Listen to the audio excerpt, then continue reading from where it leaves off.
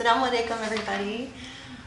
Welcome to an amazing Saturday session, right? Is it Saturday? Like, seriously, I cannot keep track of the days. Alhamdulillah, I just have to say, alhamdulillah, alhamdulillah again, that we are actually sitting here. Last night was a horrendous night of pain.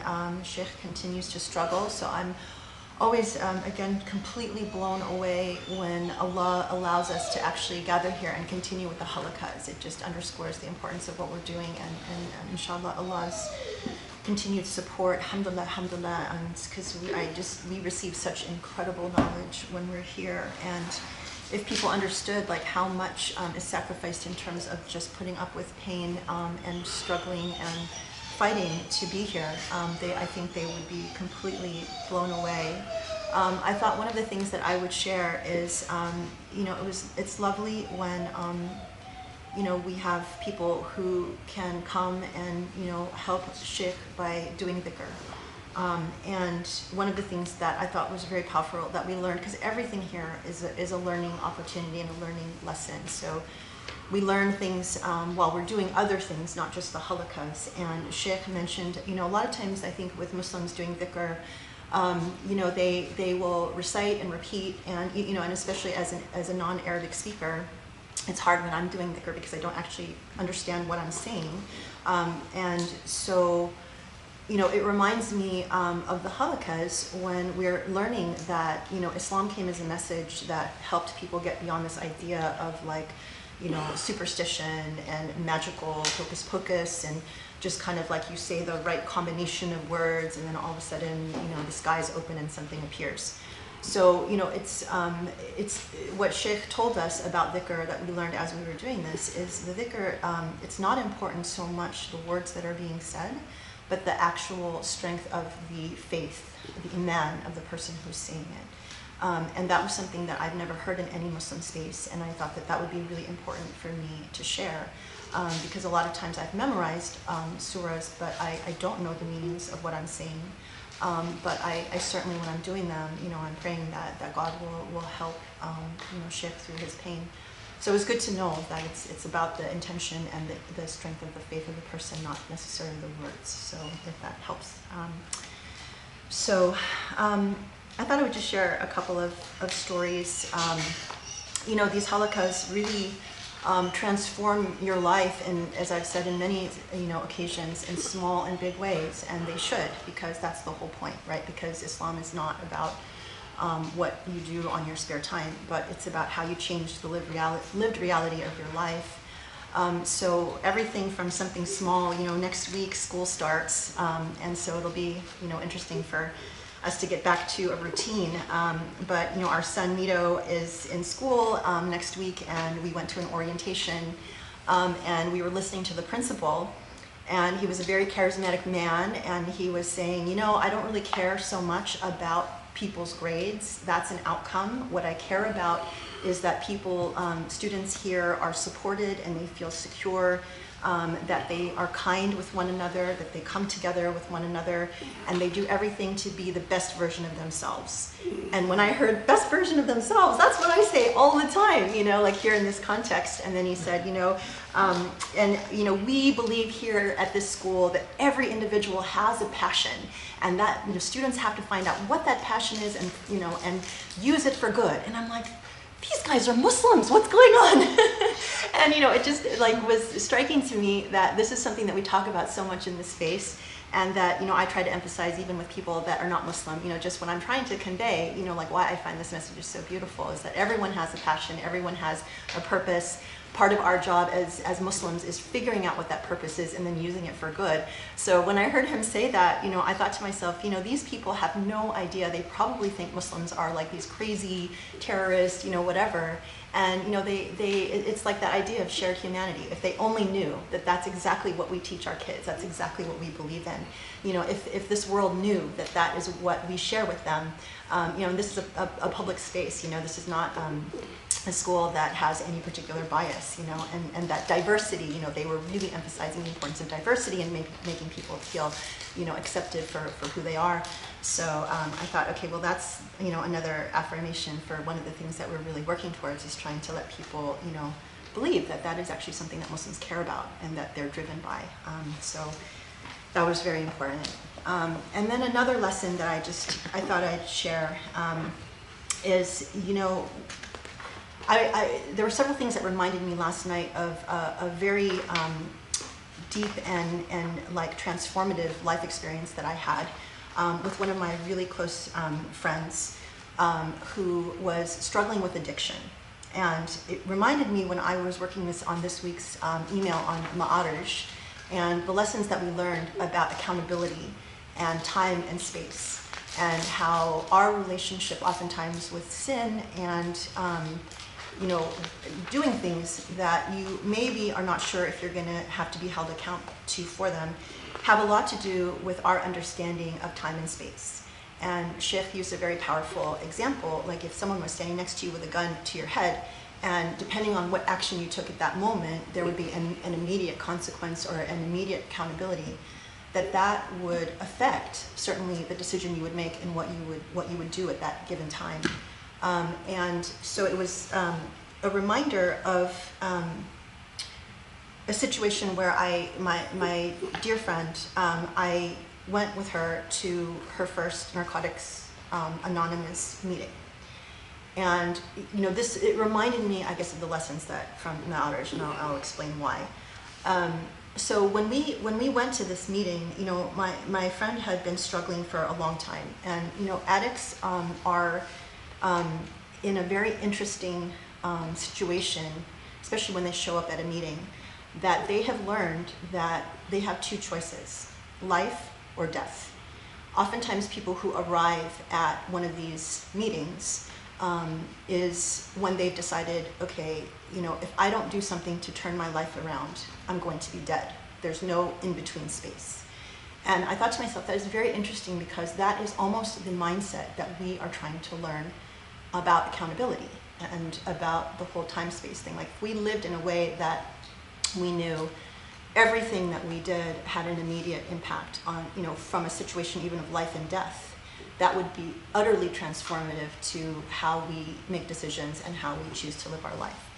And it was so striking to me, because when I sat down at that meeting with my friend, we looked around and I was so struck. I felt like, you know, these were people that went around the room and they were telling stories about things that they had done. And they were like horrendous stories that you would hear about people who, you know, were doing drugs or alcohol or whatever. And they would go even to hospitals and steal, like, you know, medicine from the cabinets. They would get arrested. You know, it's like they got to the point where they would do anything just to get the next hit. And it was extreme.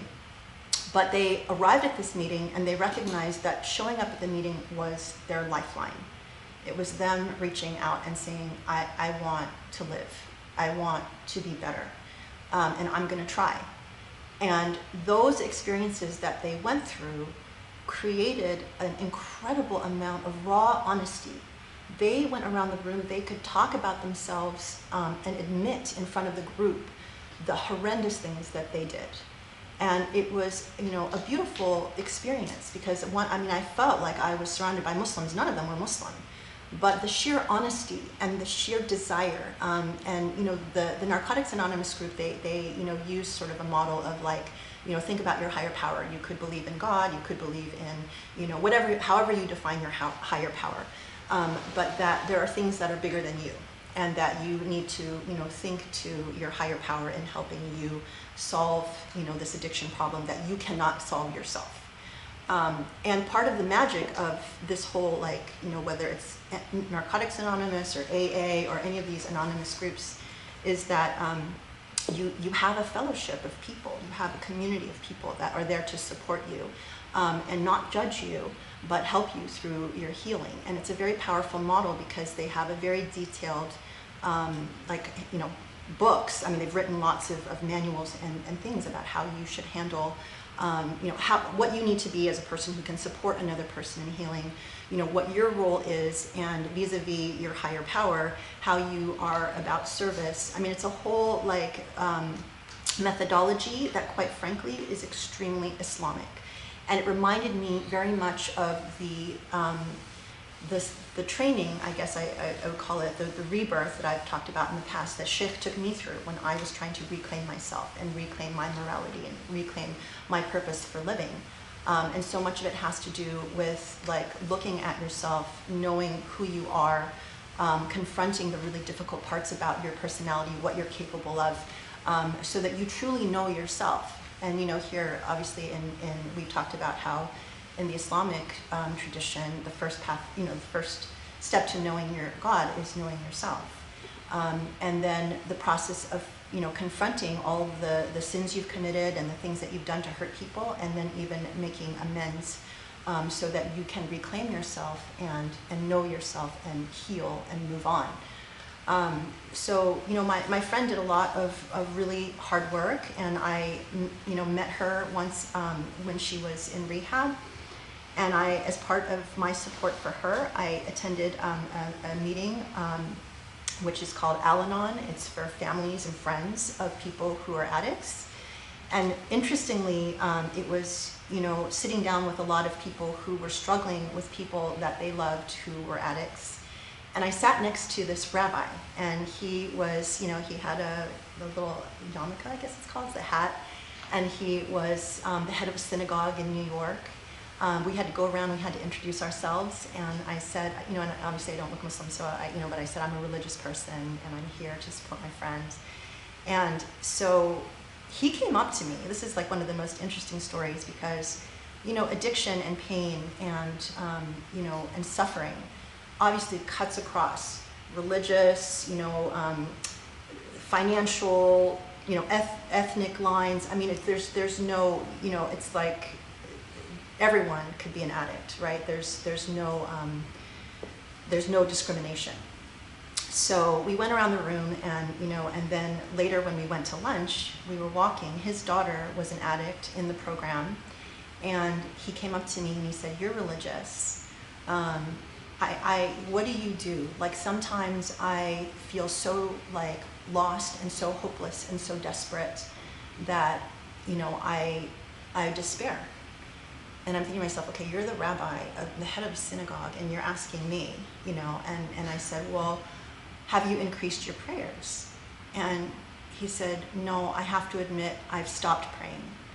And sometimes I even wish that my daughter, he's like, I hate to admit this, but sometimes I wish my daughter would just die because it would make things easier because it's like she's dead already. And I said, no, you have to increase your prayers. These are tests. These are times when you actually need to turn to God and, and ask for help. You have to increase your worship.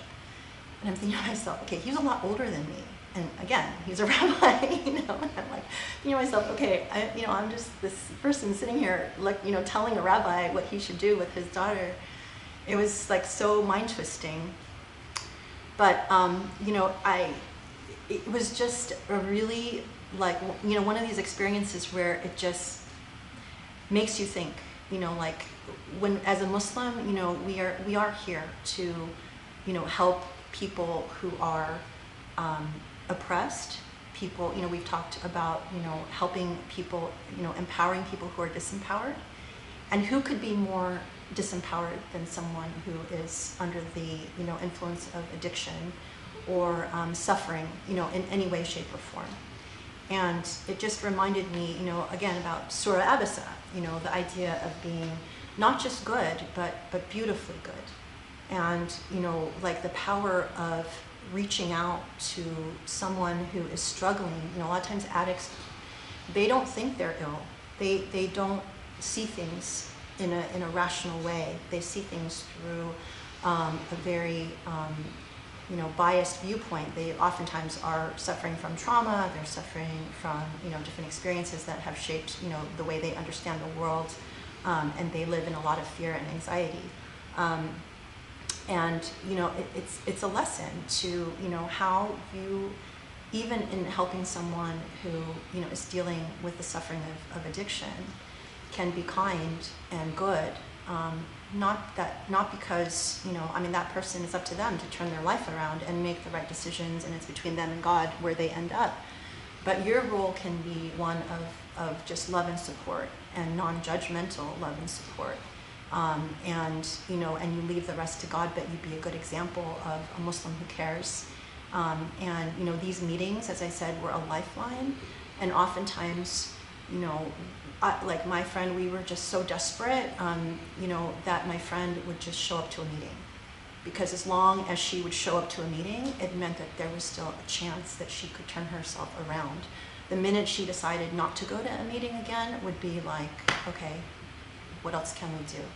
But as long as, and I would try to encourage her all the time to go to meetings, and every time that she would show up to a meeting, I would be, so excited and so happy, and just try to encourage her. And so, I just, again, like everything you think about that you experience, you bring back to the Islamic, and you go, what is it that God wants us to do? And this was a really powerful, sort of very interesting, unexpected place where I found, Muslims and Islam, and learned something else about my faith through a completely different lens. So I thought I would share that, and I wanted to talk about this because Muslim spaces do not often talk about things like addiction.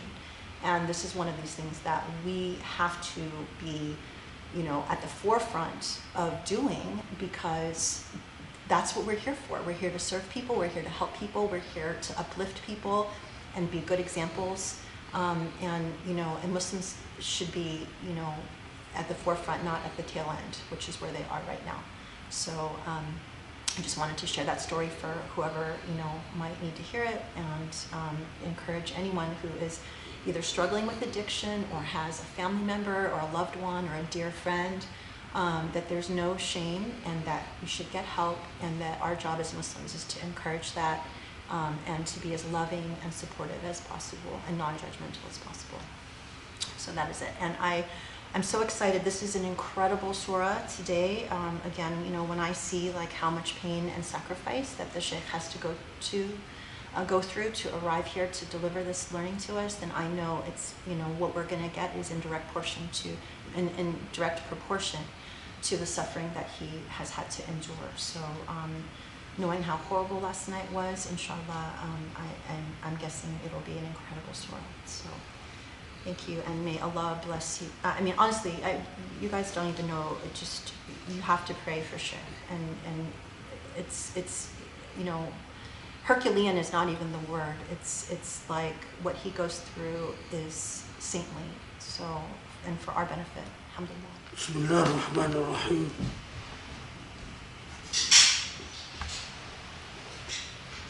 Alhamdulillahi Rabbil Alameen.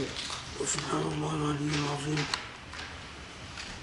والصلاة والسلام على محمد وعلى آله وأصحابه ومن تبعه بإحسان إلى يوم الدين.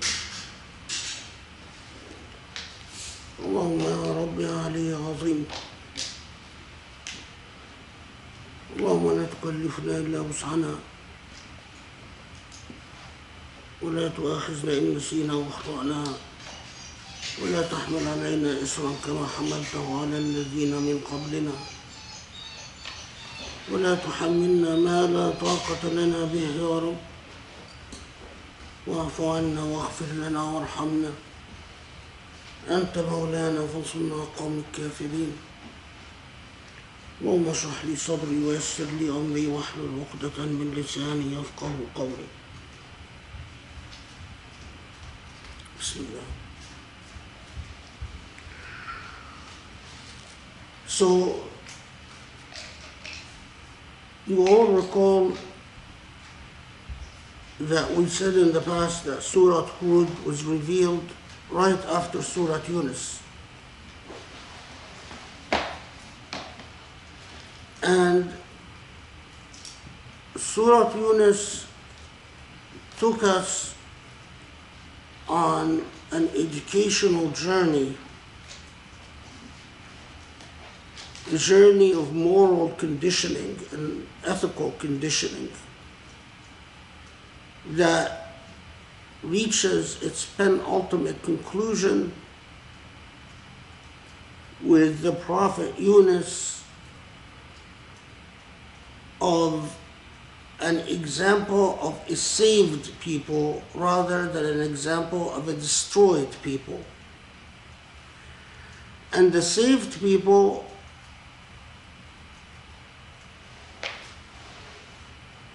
are saved not simply because their prophet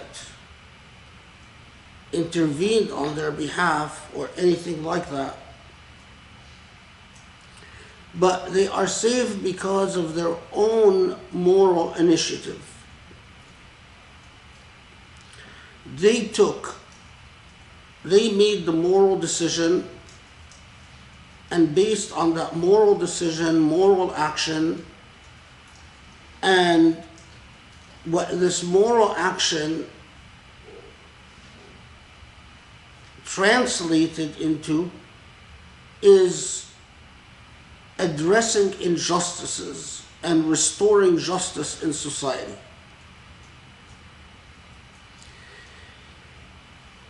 And although the Surah Yunus warns us that this is indeed rare, because human beings often fail to do so, but it leaves us with this awareness that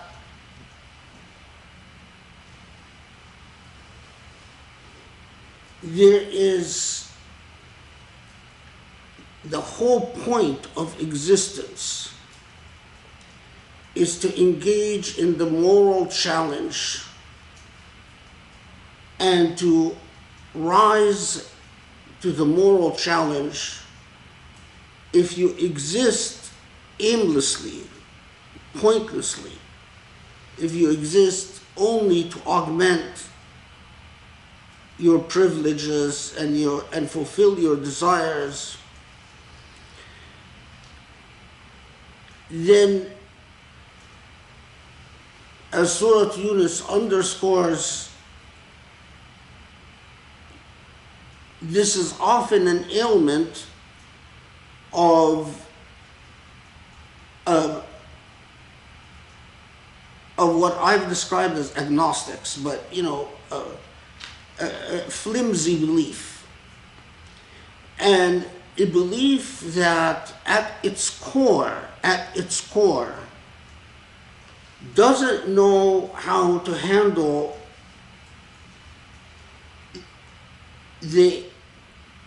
all of life. It has the good and the bad, the beautiful and the ugly, the painful and the pleasurable, and at its core, that lightweight belief, that flimsy belief, doesn't know how to negotiate between good and bad. As Surah Yunus shows us or speaks, it reminds us repeatedly that there are those who, when things are going their way, they indulge and they are full of hubris and full of pride and full of entitlement. And when things crumble, instead of thinking about what have we done wrong, how can we address the injustices, the infractions that led us to this situation. In other words, instead of thinking in concrete terms, how can we restore rights, they panic and they blame everything but their own actions. And then so Surah Yunus left us with this important moral message that, if you, as I'm sure you remember, we said is occurring after the Isra and with the beginning of the escalation and persecution against Muslims. Then Surah Hud comes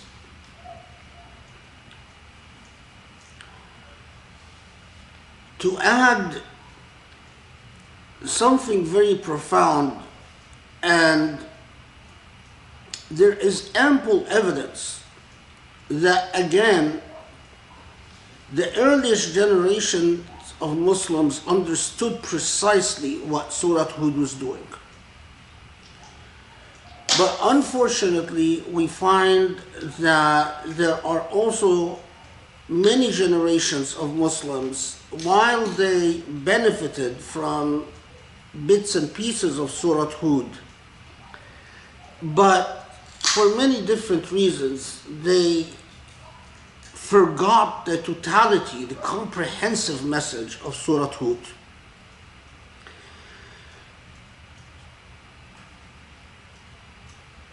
A lot of people learn, and you find in the books of tradition that there are all these reports that say that among the surah of the Quran that was most demanding, even most burdensome upon the Prophet ﷺ.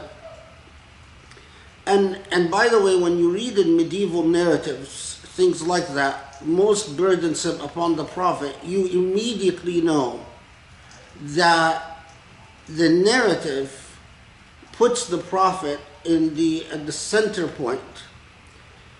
But when something says most burdensome upon the Prophet, then immediately you know through the mechanics of medieval narrative that it was not just the Prophet, but the Prophet and the community around the Prophet. That among them, the surah that was most burdensome upon the Prophet and the early Muslims was indeed Surah Yunus. And of course, typical of medieval narrative will often dramatize the story. And if you understand the drama, then you understand what they're saying. But there's a certain structural drama in medieval narratives. So they'll often pinpoint a single ayah in Surah Hud and say that this is because of the ayah that says "Istaqim kama umirt." Istaqim kama umirt literally would be follow this, be straightforward, or follow faithfully what you have been told to do.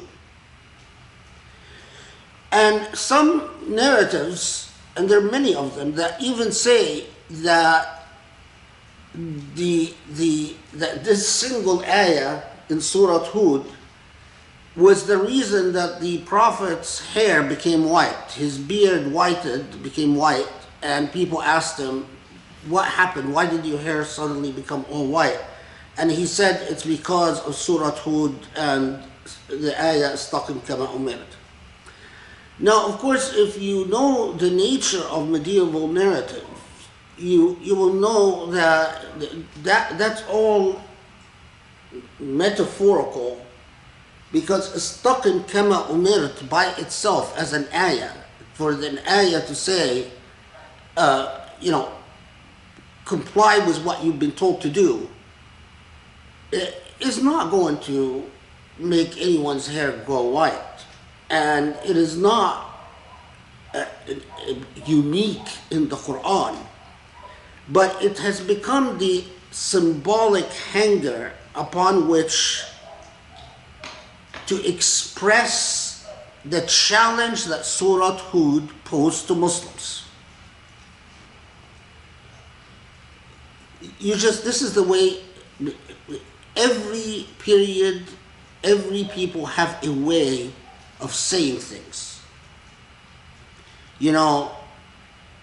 It's like when sometimes I talk to my 16-year son, and he'll say something like, "Oh, this is sick," and of course he means by it, it's good, right?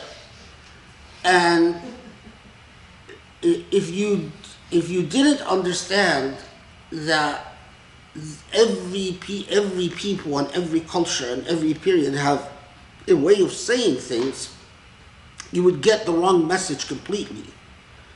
Or, often when he wants to praise me, he'll say, "Baba, you're really bad." and yag means exactly, it means it is praise, right? So, forms of narrative, unfortunately, they don't teach forms of narrative in hadith schools or in fiqh schools, and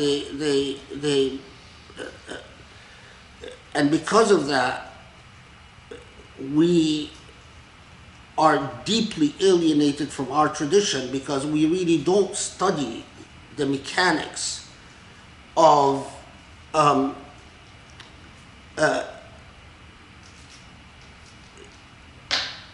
the mechanics of language. And by the way, and ways of speaking the Arabic language differed from the 1st century to the 2nd century to the 6th century to the 8th century. So it's not like you're going to learn one thing and you're going to apply it to all the Islamic centuries. And they also differ geographically. So the way the people of Iraq spoke was different than the way the people of Yemen spoke, and which yet differed from the way the people of Egypt spoke, which yet differed from the way people of Andalusia spoke. And so on, and it goes on like that. So that is why education is very serious, and knowledge is very serious, and learning is very serious. And that is why, as Muslims, we were defeated when our educational institutions were destroyed. Educational institutions, and I've said that a million times, and I will say it till the day Allah takes my life. Educational institutions are not about just opening up places that can read hadith and read Quran. That educational institutions are about bringing in eminently competent teachers that understand what the field of epistemology is. Anyway, I don't want to take us too far, but so my point is that when we have all these traditions that claim that Surah Hud aged the Prophet ﷺ, or that the companions, such and such companion had a dream that about Surah Hud, and he woke up and found that he had aged and his hair had become all white. Or we read narratives about how such and such companion says, of all the Quran, this ayah in Surah Hud became my tormentor, and it's the ayah that after the revelation of this ayah I failed to sleep, have a single night of good sleep. All of this is communicating the importance of Surah Hud. All of this is alerting us to the mechanics of Surah Hud, especially when it was revealed in the first generations. And of course, then it begs the question, what is Surah Hud doing? And what did it do particularly after Surah Yunus? And these are precisely the methodological questions that I asked as I embarked upon investigating Surah Hud and trying to understand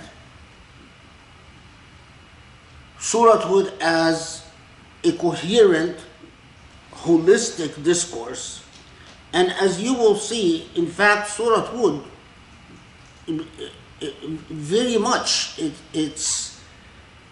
you cannot understand the middle without considering the entirety, or the end of the surah without considering the entirety, or the beginning of the surah without considering the entirety. Surah Hud, like in my opinion, all the surah of the Quran must be understood as a totality. So we know that it starts out with the Alif Lam Ra, and we know, as we said before, that I've noticed that surah that start with Alif Lam Ra have a certain ethical core, or are the surah that express a certain ethical core, not necessarily about Islamic theology, but about Islamic applied ethics.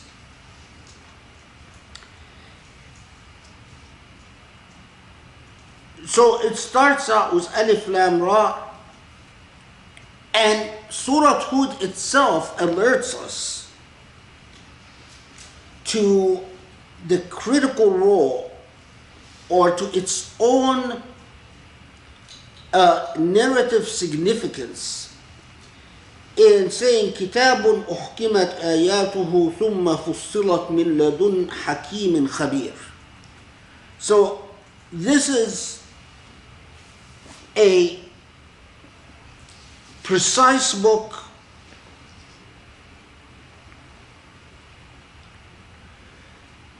and فصلت من لدن حكيم خبير. Nothing in this book is there just happenstance, or it is like saying to you, everything, every sentence or everything in this book matters, so pay careful attention. Okay, ألا تعبدوا إلا الله إنني لكم منه نذير بشير. This is verse 2. First, a priori to anything that will come after it is the centrality of Allah. That you worship Allah and you understand the role of the Prophet ﷺ as a Nazir, a warner, and Bashir. And we've talked about this before, the role, and we've encountered it also in Surah Yunus, as we encounter it many other parts in the Quran, that in Islam, these dualities of a warner and a bringer of good news. And we've thought, if you recall what I've said about how Christianity, or in religious traditions, the flip-flopping between either an undue influence on the Nazir part or an undue emphasis on the Bashir part. But like everything in Islam, it is always the equilibrium, the balance. Okay. وأن استغفروا ربكم ثم توبوا إليه يمتعكم متاعا حسنا إلى أجل مسمى ويؤتي كل ذي فضل فضله وإن تولوا فإني أخاف عليكم عذاب يوم كبير إلى الله مرجعكم وهو على كل شيء قدير. So the very beginning, again, sort of gradually but gently takes us into what will become core to the message.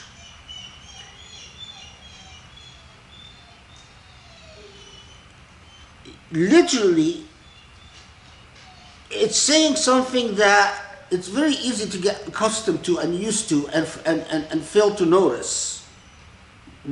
The way that Allah is talking to you.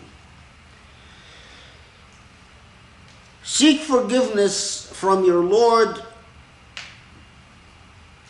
Turn to your Lord in repentance. Okay?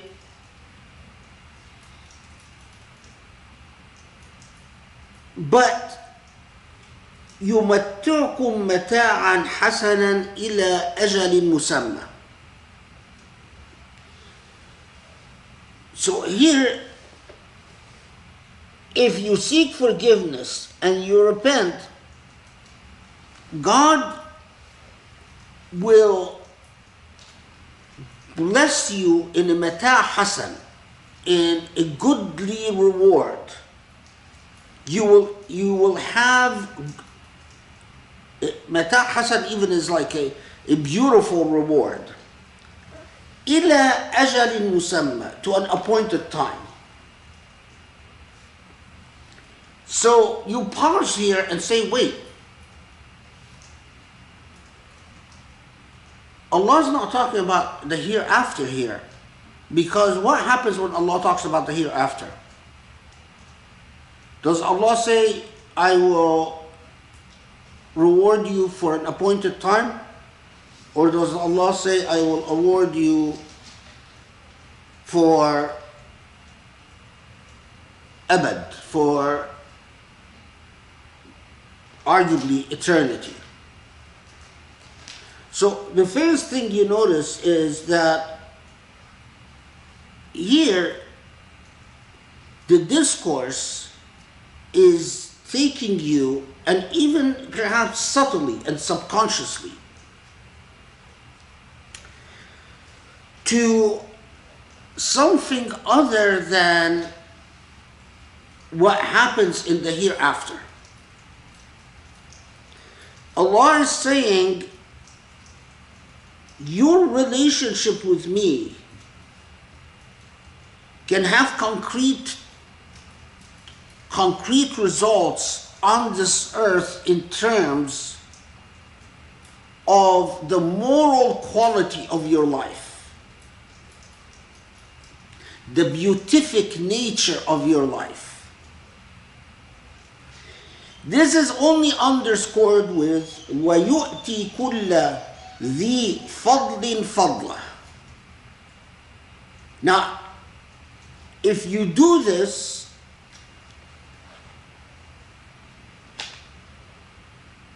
what you get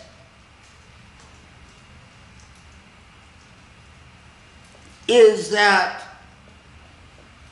كُلَّ ذِي فَضْلٍ, someone who is ذِي فَضْلٍ is a person of merit, will receive due recognition for their merit. So we pause here and we think again and say, okay, every person who has merit receives due recognition for their merit in the hereafter. Okay, that's understood. But what if it happens in the here now? Isn't that the core and heart of what we call a just society? All the philosophies in the world, when they talk about a just society, the heart and soul of their philosophy is what? Is a society that actually treats people according to their merit, so that the lousy don't get what they don't deserve, and the beautiful are not shortchanged as to what do they deserve.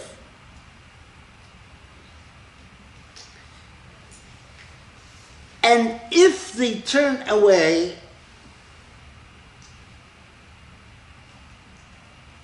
then at that point say, well, in addition to this, and you'll see how all of this relates to the rest of the surah. People, the Quran is profound. You know,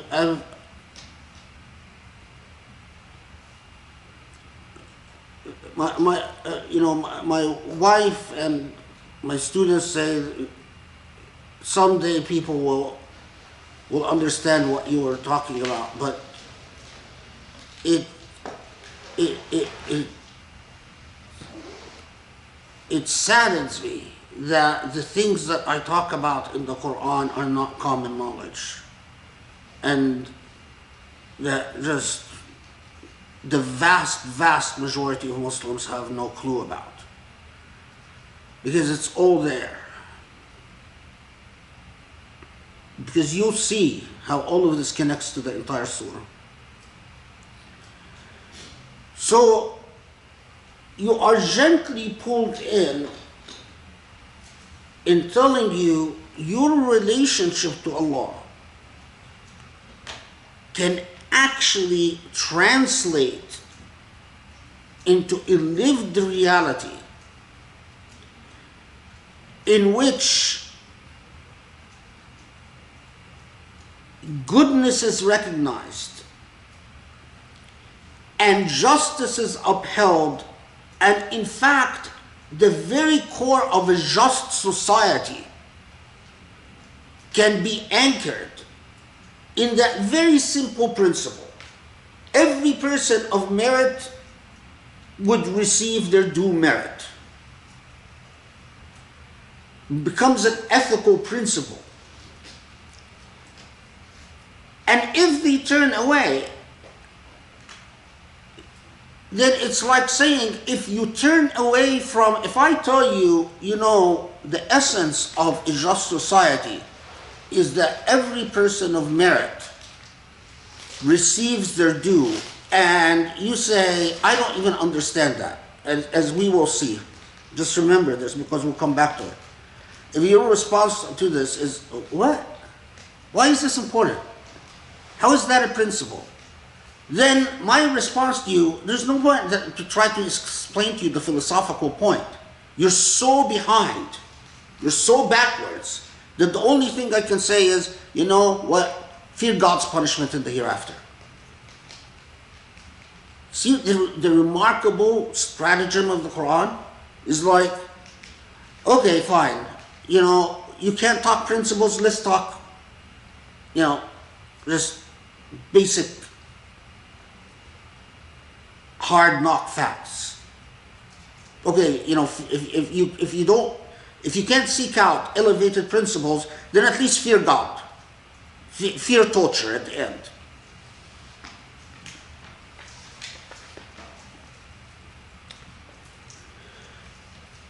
Now, if you're reading the Quran carefully enough and you say, so how does that relate to what the Prophet is going through? And immediately the Quran comes and says, ألا إنهم يثنون صدورهم ليستخفوا منه ألا حين يستغشون ثيابهم يعلم ما يسرون وما يعلنون إنه عليم بذات الصدور. Immediately the Quran gives you a very vivid picture of the type of people that the Prophet ﷺ is talking to. Not the Muslims, but the type of people he's trying to preach Islam to.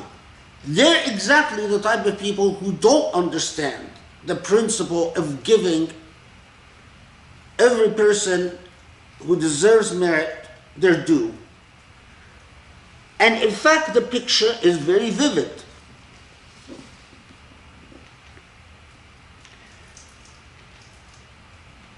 When the Prophet ﷺ goes and tries to reach them, what do? They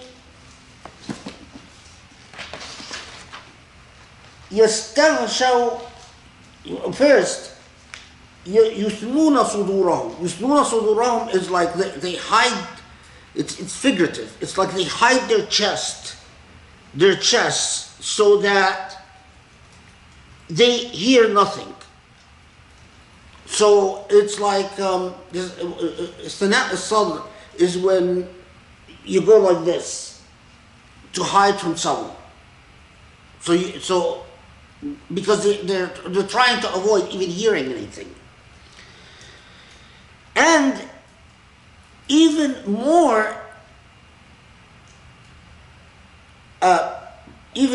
abysmal is that they hide under their garments. So they're like children. They put their garments up and hide under them so that they hear nothing. So it is a very vivid picture of how the lack of moral development of these people. But yet that's not going to prevent the Quran from delivering the message to those who need to hear the message, i.e. the Muslims who at this stage have remained Muslim after the Isra and remained Muslim after Surah Yunus. But it is clearly communicating to you who the Prophet is dealing with. And in my rather colorful language, he's dealing with morons who hide from him and are even not willing to consider a moral principle that would be at the core and heart of justice. Then Allah starts building towards the moral message that will be communicated.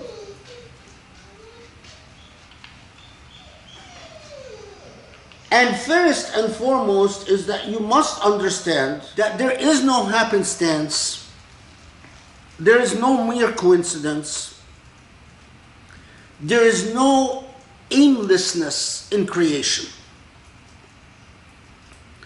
And how is that communicated?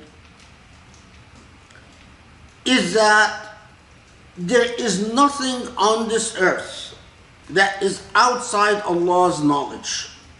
Everything that transpires and takes place, from the smallest to the biggest, is encompassed by God's knowledge. This is verse 6.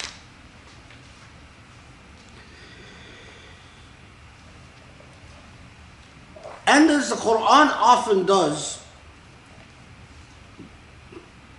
takes you to the image of the beginning, sort of like reminding you of the rational of faith. That there were 6 distinct periods, as we said before, not sittata ayyam, I mean 6, not 6 days, but periods, or eons. You could translate it as either, but I wouldn't translate it as days because that's not the intended meaning.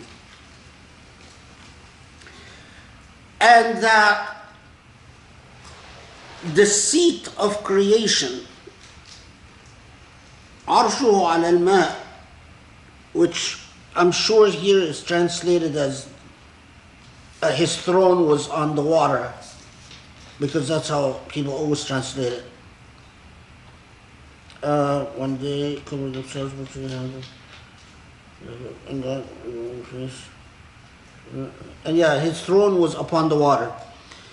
Yeah, throne upon the water is again, you have to look, you have to study idiomatic usage. The seat of creation was, meaning the beginning of creation was from water. It's not that God sat on some type of throne on the water. But the genesis of creation was begun from water.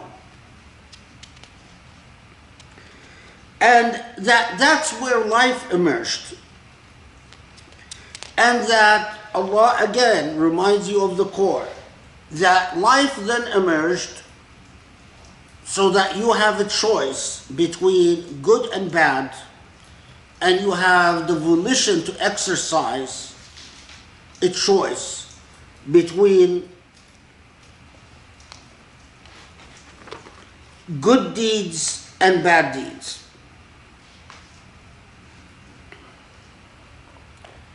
And that ultimately you confront accountability.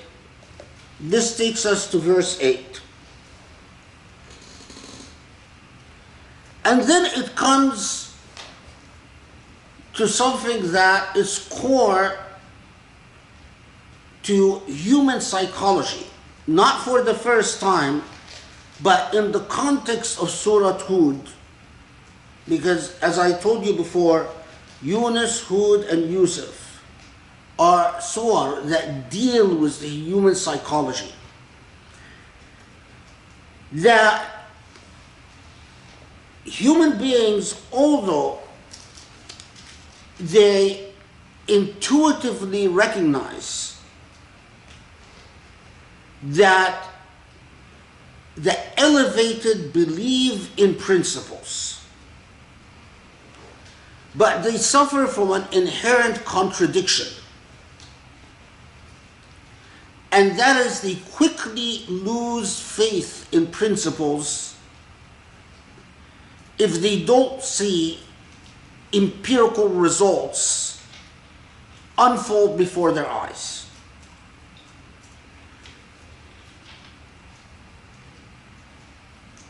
You might say, well, how do you get that? And I say, look at verse 8.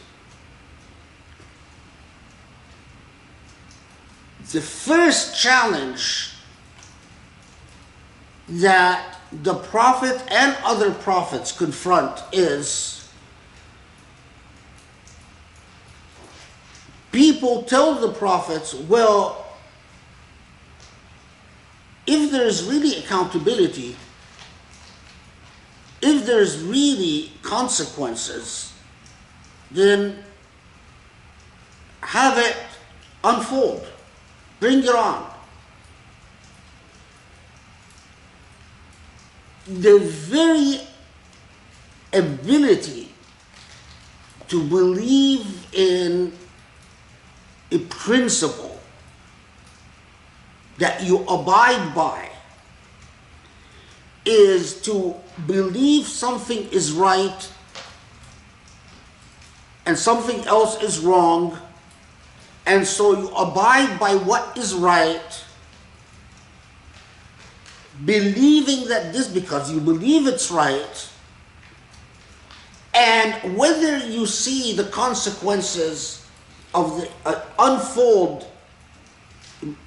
or not unfold doesn't affect your commitment to the principle. So imagine if you say, as a principle, I believe in God, but I believe in God as long as I see the evil suffer in 20 years. And if I don't see the evil suffer in 20 years, I no longer believe in God. Have you actually believed in God? Or if you say, I believe that I should not kill another human being, but this belief is premised on the conviction that those who kill should be punished. And if I see someone kill and they're not punished, I will no longer believe in the sanctity of human life. Then what is the nature of your conviction? Or if you say, I believe that you shouldn't lie. However, if I find that someone has actually lied and benefited from their lies and was not held accountable for lying, I will lose my conviction in speaking the truth, and I will indeed lie. This is precisely the same. They are people that are saying, well, we could believe, but when is it going to happen? And if you can't tell us when it's going to happen, and if we don't get to see it, this is an ailment that will prevent the construction of what Surah Hud speaks about for the balance of the surah, as we will see. That same type of flighty or flimsy psychology, the flawed morality psychology,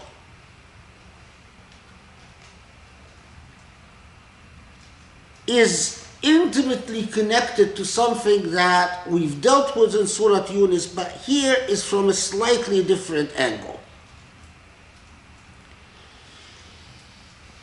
Again, Allah comes back and says, people pay attention to an insistent and persistent problem. Is that when I give you, when I bestow blessings upon you, you not just enjoy the blessings, but you start believing that you're entitled to what you receive. And beyond that, you start believing that somehow this is a definition of your merit.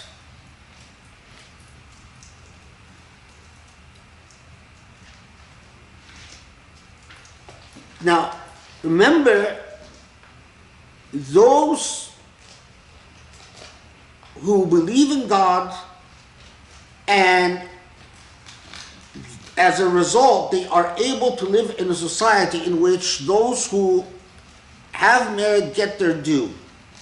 But here, it is an ailment, is that merit is defined by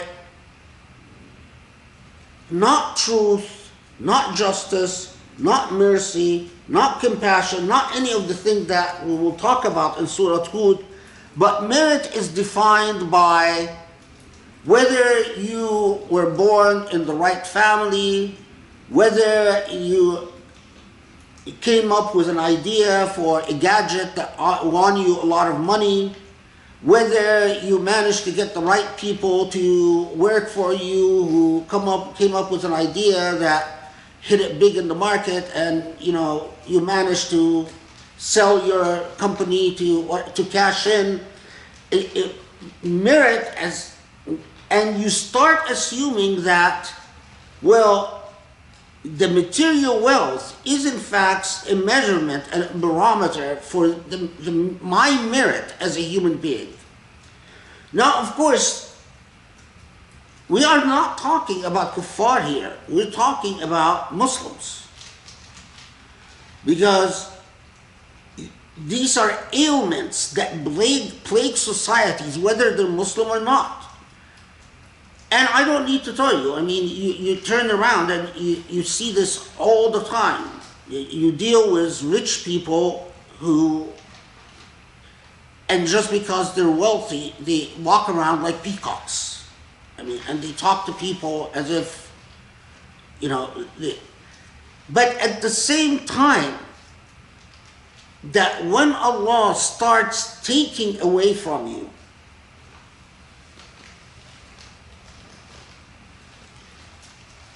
the sense of despair that human beings feel has nothing to do with rational accountability. It is not like the people of Yunus who thought, well, what injustices have we committed? Let's restore the injustices. Let's address the injustices. Let's make reparations. But no, here, the consistent problem, and when we say consistent problem, means the majority of human beings, is that when they are plagued by misfortune, they immediately jump to the type of existential questions that they avoided thinking about when things were going their way. When they were,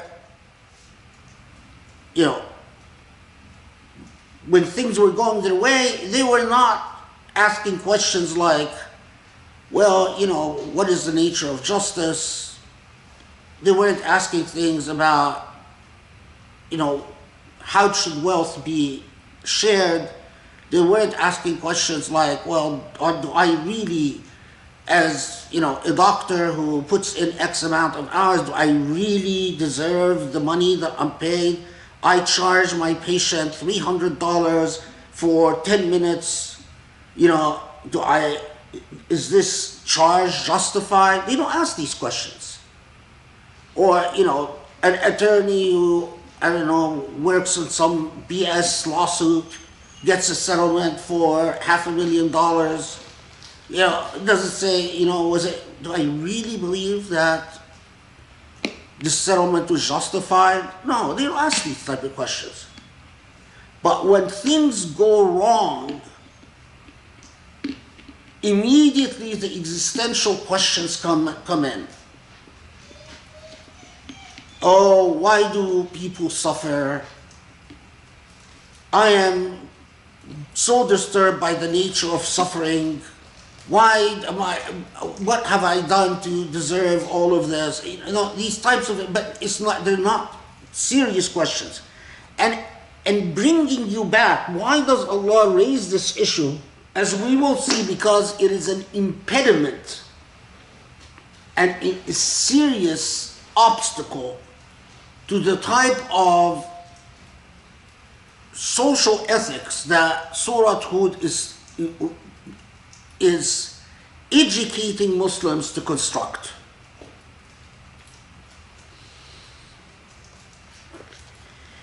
Of course, but in this is verses 9, 10, 11, Allah subhanahu wa ta'ala reminds you that those who learn the meaning of patience and those who acclimate themselves on doing good and good deeds, these are not what God is talking about. God is talking about the majority of human beings who in fact deal with the question of worth and deserve and merit precisely as the Quran describes it. Okay. So then Allah subhanahu wa ta'ala takes us back to the Prophet ﷺ and says something to the Prophet that is very honest but very painful. And it gives you a sense of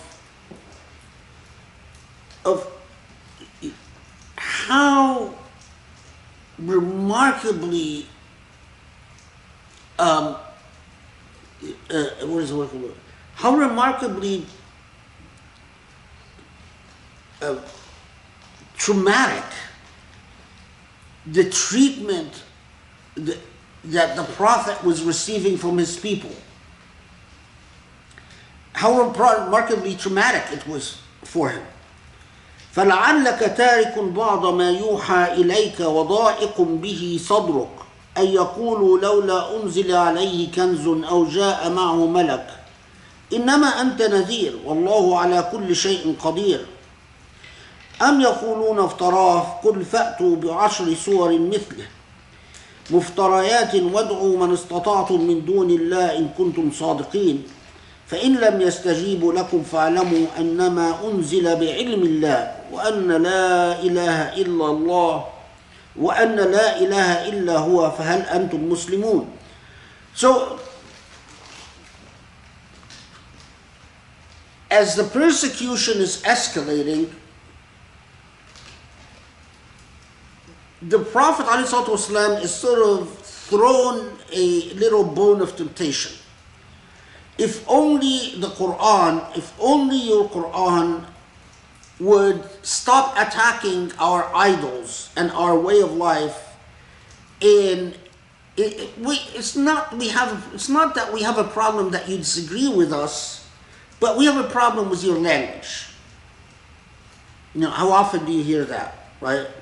We have a problem with how sharp. So if only your Quran would be a little bit softer when it criticizes our way of life, then maybe things would be different. And Allah recognizes that the Prophet as a human being, in certain moments of intense agony, knows when the Quran is revealed and is saying something very confrontational. The Prophet ﷺ knows, oh boy, there's going to be hell to pay. And Allah comes back to the Prophet and says, yeah, Allah knows that. But also know that none of this is happenstance. This is the way Allah intends it. And you must deliver the message precisely as it is given to you.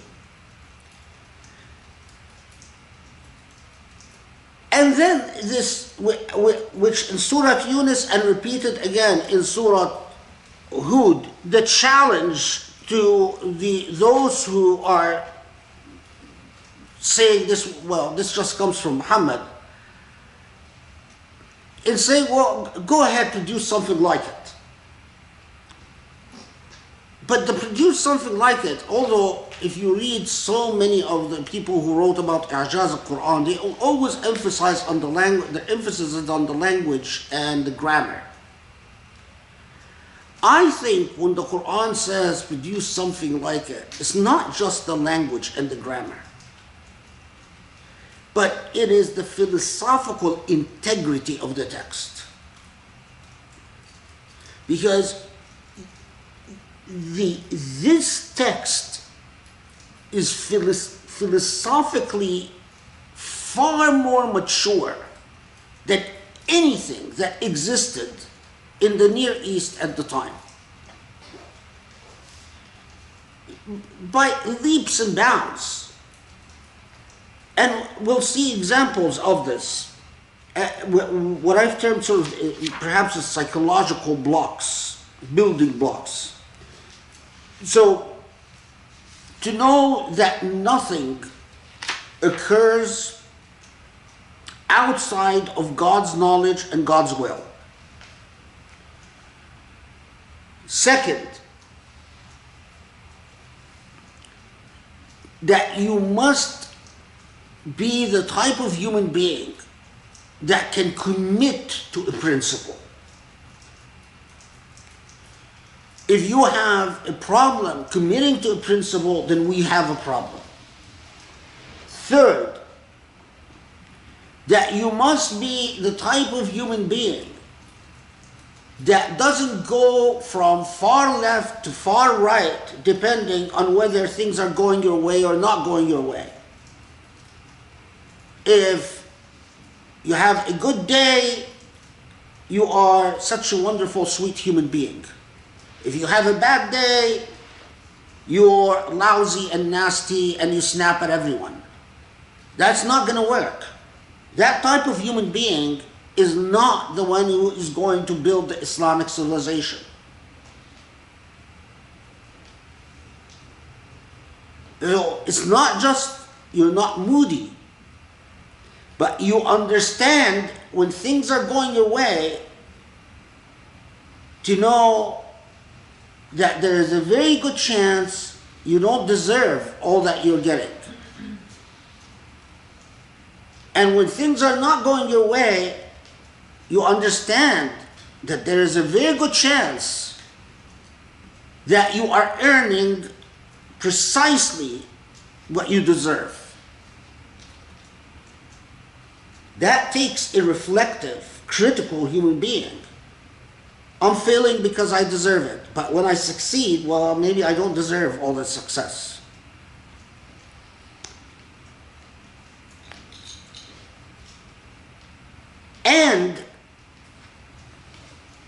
And just because, and here this is the why Allah tells the Prophet, ﷺ, yeah, I know that you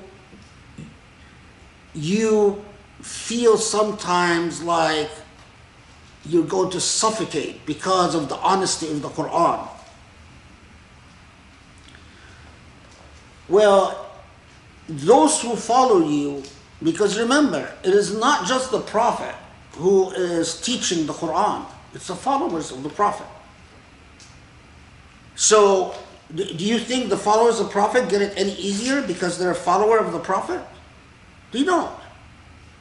When they go tell people what the Quran says and the type of mistreatment Muhammad will get, well, they'll get the same mistreatment and perhaps even worse, like Bilal, or like Salman al-Farisi. So in other words, you are the type of person who,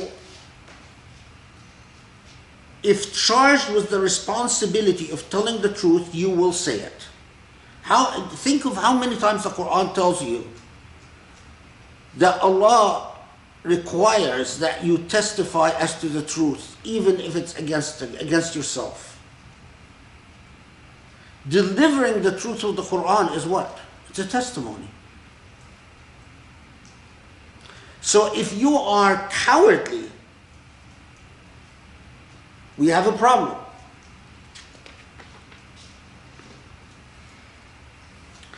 So now it comes to something that, this is the first time that occurs, it was in Surah Hud, although it's repeated again later in the Quran. But the idea that Allah says, you know,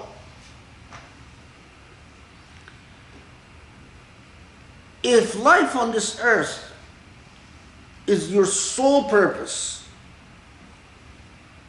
then Allah will reward you for whatever good you do on this earth, in this earth.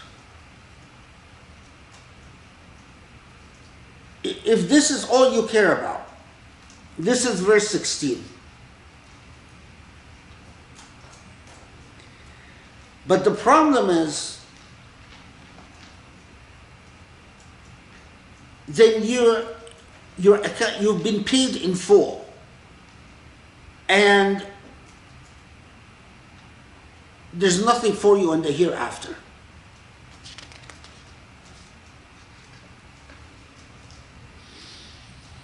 Okay. Now we come to 17, where it's going to turn serious. Well, it's all serious, but going to turn into even heavier. أفمن كان على بينة من ربه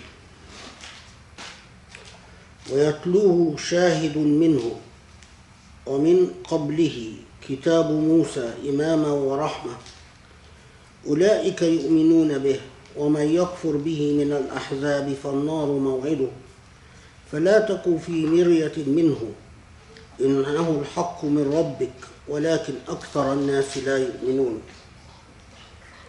Such a remarkable ayah. This is the first, the study Quran translates it as so. So what of the one who stands upon a clear proof from his Lord, and for whom it is recited by a witness from him? And before it there was the book of Moses, a guide and mercy. It is they who believe in it, and whosoever disbelieves in it from among the parties, the fire is their tryst. So be not in doubt concerning it. Verily it is the truth from thy Lord, but most of mankind believe not. Okay. As you can see from the study of Quran, it's hard to understand what it's saying. But أَفَمَنْ كَانَ عَلَى بَيِّنَةٍ مِّن رَبِّهِ. So it's not saying so that of the one who stands upon whatever. أَفَمَنْ كَانَ عَلَى بَيِّنَةٍ مِّن رَبِّكَ. It is not specifying anyone, but it is like saying, ponder those who have a bayyinah from Allah, min Rabbih, from their God. And a bayyinah literally is any form of proof. And so the question is,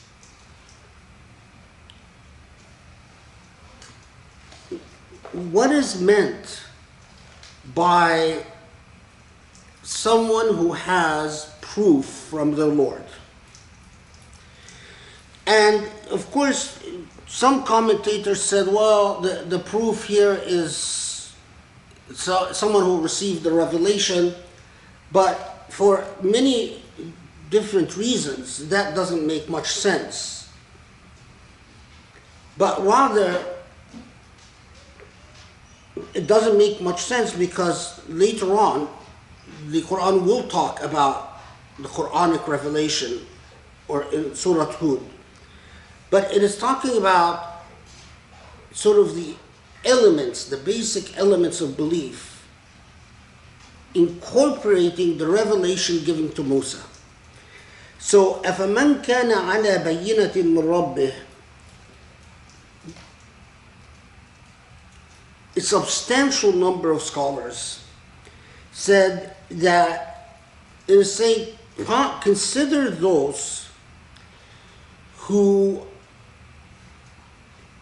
proof of their Lord was what they call ad-dalil al-aqli, is the rational evidence.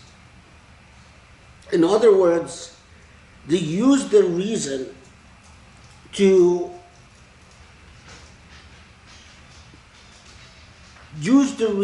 understand the existence of the Lord. وَيَتْلُوهُ شَاهِدٌ مِّنْهُ, and pause. And in addition to that rational proof of the Lord is the revelation received. And what is the revelation received? And most say it's the Quran here. So first, you've used your reason to anchor your faith in the necessity of the existence of God, then bolstered that faith with the revelation of the Quran. يتبع ذلك البرهان الدليل الذي هو الدليل العقلي الشاهد وهو وحي القرآن, is the way they say. That then what comes after the rational proof is the Quranic revelation that bolsters that. Then it says, وَمِن قَبْلِهِ كِتَابُ مُوسَى إِمَامًا وَرَحْمَةً. But before the Quran, not before the rational proof, but before the Quran was the revelation given to Musa. And the revelation given to Musa alayhi salam was a guide and a mercy. In a single ayah, it wonderfully unpacked for you the essence of true Islamic belief, is that you've used a Quranic Kawni, the created Quran, to understand what Allah, the presence of Allah, the necessity of Allah, the supremacy of Allah. Then refined that rational proof with the Quranic revelation, and understand that earlier revelations have elements, the most important, the uncorrupted elements of earlier revelations are those elements of ethics and morality. The Mosaic law that prohibits what ought to be prohibited on moral grounds. And then beyond that it says, but as to those various parties who have gone, and here Ahzab doesn't refer to the Ahzab that existed in Medina, the political parties. It refers to the various parties that rejected either rational proofs or rejected the revelation of Moses or rejected the revelation of the Quran. Their fate is known. But the critical thing is that وَلَا تَكُنْ فِي مِرْيَةٍ مِّنْهُ إِنَّهُ الْحَقُّ مِنْ رَبِّكَ. So get rid of doubt, because reason plus revelation is what will anchor you in faith.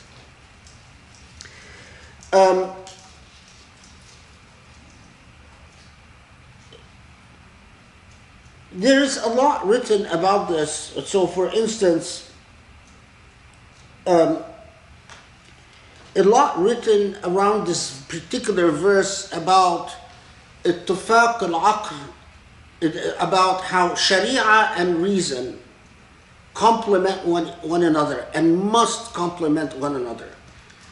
And even in Sufi literature, not just in Ibn Rushd but even in Ghazali, the idea that Sharia and Aql, it is imperative that the two aid and bolster one another. The idea of an irrational Sharia was only sustained, or having Sharia not care about reason or rationality, was really only defended by Ahl al-Hadith in the Islamic tradition, which was Ahl al-Hadith or the Akhbaris in the Shia tradition, which was a minority until the modern age. Until the modern age, the idea that Sharia need not care about what makes sense or what's rational or what's reasonable is, and if you're interested in this, read my book, Reasoning with God, where I talk a great detail about this. This is, the other thing is, the Islamic tradition is replete with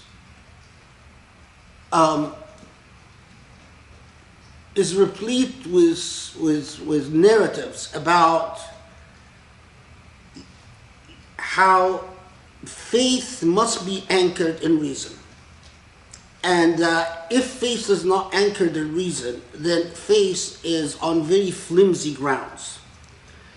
Even the Sufis who say, use things like kashf or dhawq, but still for them it's a type of reason. It's a type of reason that is based on intuitive knowledge,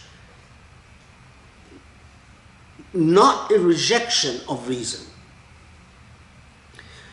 Because of that, what a lot of Muslims don't know is that the companions of the Prophet ﷺ used to ask him questions that we modern Muslims treat our children as if something is wrong with them if they ask the same questions.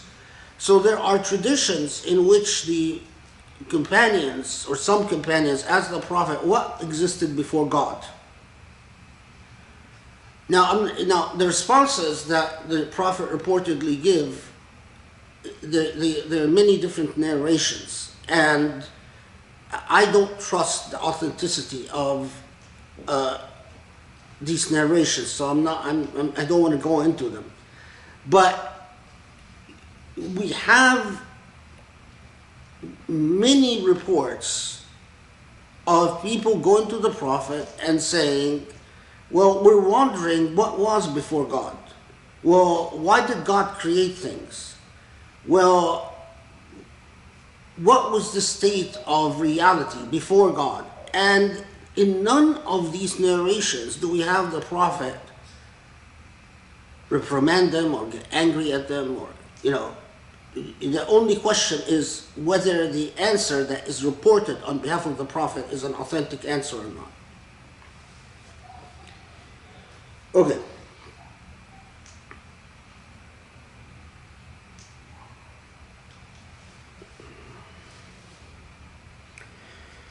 Okay. So,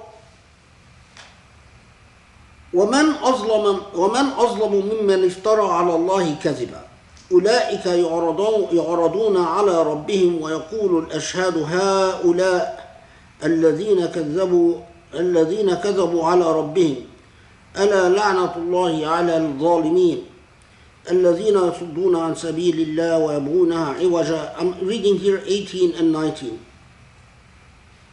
وهم بالآخرة هم كافرون أولئك لم يكونوا معجزين في الأرض وما كان لهم من دون الله من أولياء يضاعف لهم العذاب ما كانوا يستطيعون السمع وما كانوا يبصرون أولئك الذين خسروا أنفسهم وضل عنهم ما كانوا يفترون لا جرم أنهم في الآخرة هم الأخسرون إن الذين آمنوا وعملوا الصالحات وأخبتوا إلى ربهم أولئك أصحاب الجنة هم فيها خالدون مثل الفريقين كالأعمى والأصم والبصير والسميع هل يستويان مثلا أفلا تذكرون. Okay, so this from 18 to 24 is the transition to the beginning of the narratives about the prophets. And the first 18 communicates a basic but an important idea that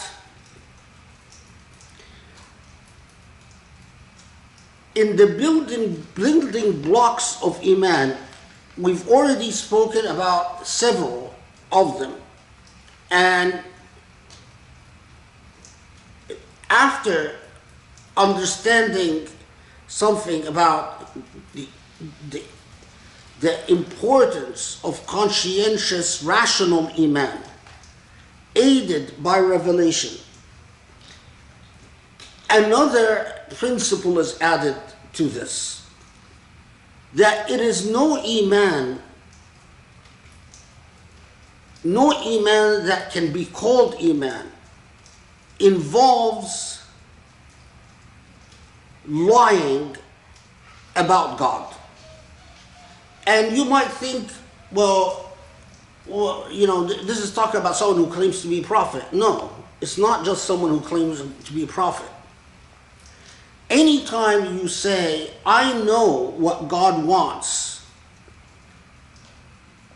and you are not basing yourself on a rationally considered position that has vetted out the evidence about the divine will, you are lying about God. So anyone who pretends to be an imam, speaking about what God wants or God doesn't want, but speaks out of ignorance. Anyone that says, I received visions, or I received dreams, or, pretends to be what they are not, attributing what they are to God, which is actually a lot of people. Those people, first, in the hereafter will be exposed. But la'natullah ala al-zalimin is a horrible thing. When Allah says, my curse will be upon them because they are zalimeen, that's a terrifying thing. I wish, because every time a Muslim jumps on social media and starts spewing about Islam this and Islam that, they fall under that category. You can express whatever opinion that is yours, but be very careful about saying, this is what God wants, or God decides, or what God doesn't want, or what God doesn't decide. Because, I've seen a lot, I've seen some events that have preoccupied the Muslim community, including things like the Tariq Ramadan issue. What's the name of the other guy that was in Texas, Nomat Khan or whatever? What was his name? Noman Ali Khan. And people were pontificating about what Sharia says and Sharia doesn't say. And when you read what they wrote, it is very clear that their training is abysmal. I mean, they just are shooting from the hip.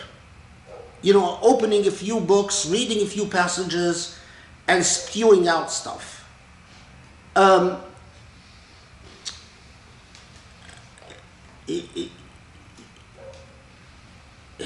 That's disastrous.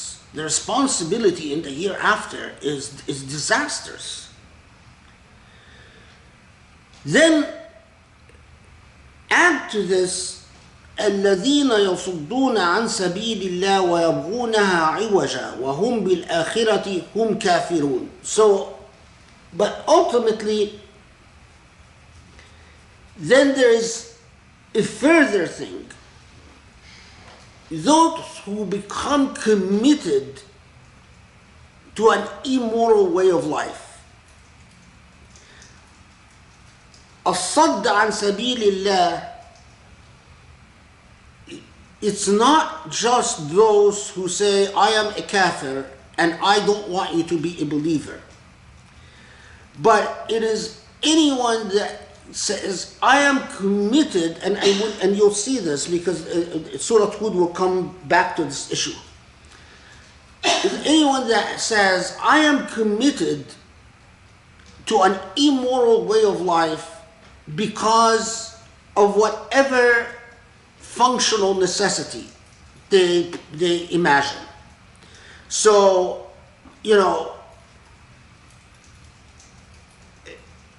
fighting off people who want in a nation where perhaps bribery is widespread, and you find a reformer that wants to bring an end to bribery.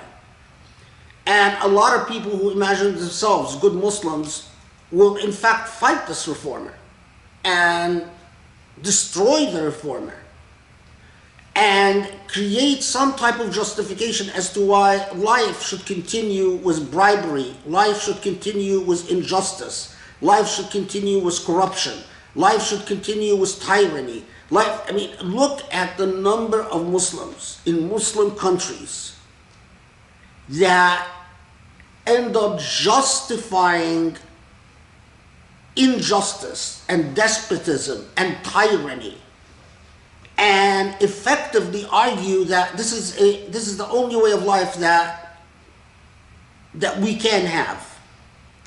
Those are يصدون عن سبيل الله and ويبغونها عوجا, and they seek a crooked way of life.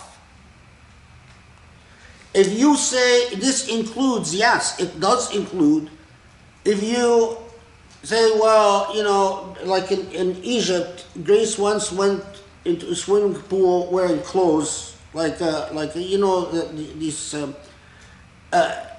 they told her, no, you can't swim in Egypt with your clothes on.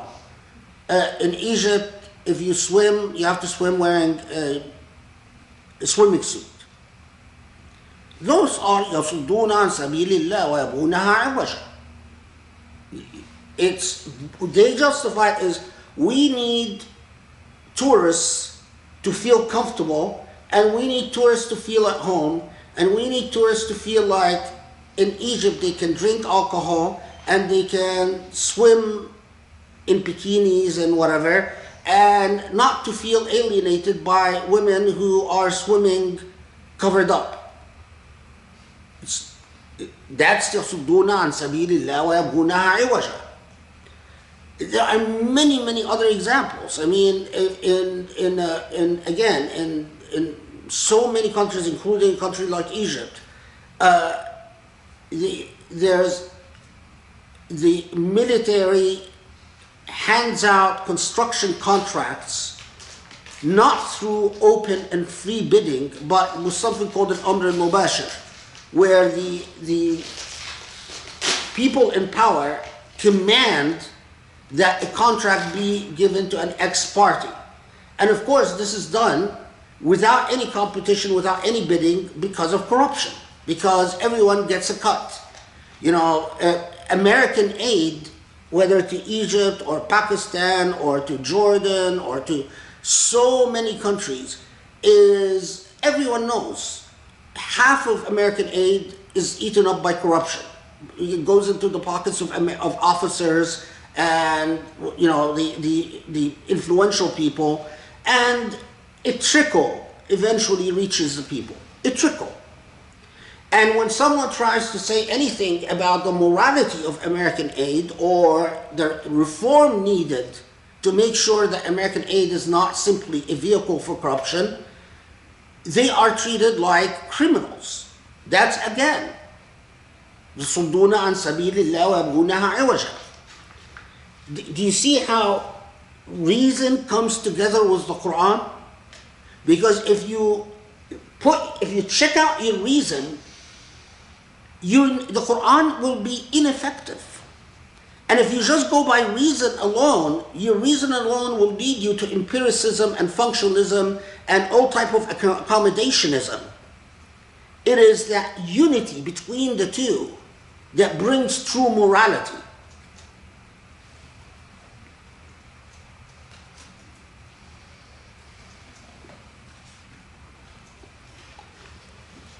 So, this is 18, as we said, right?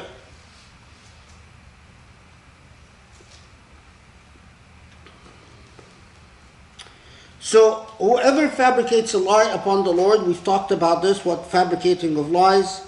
And again, please, I emphasize, the number of kids that I see on social media committing this very sin terrifies me. Really terrifies me. If only they understood what they're doing.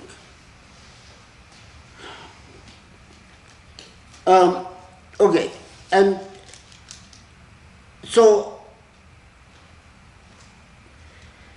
20, then we get to verse أولئك الذين أولئك لم يكونوا معجزين في الأرض وما كان لهم من دون الله من أولياء يضاعف لهم العذاب ما كانوا يستطيعون السمع وما كانوا يبصرون. So Allah's summation about these types of ailments, both those who lie about the Lord, attribute opinions, statements to the Lord, and those who do not understand that this path is the path of morality and an ethical order, and so on, is that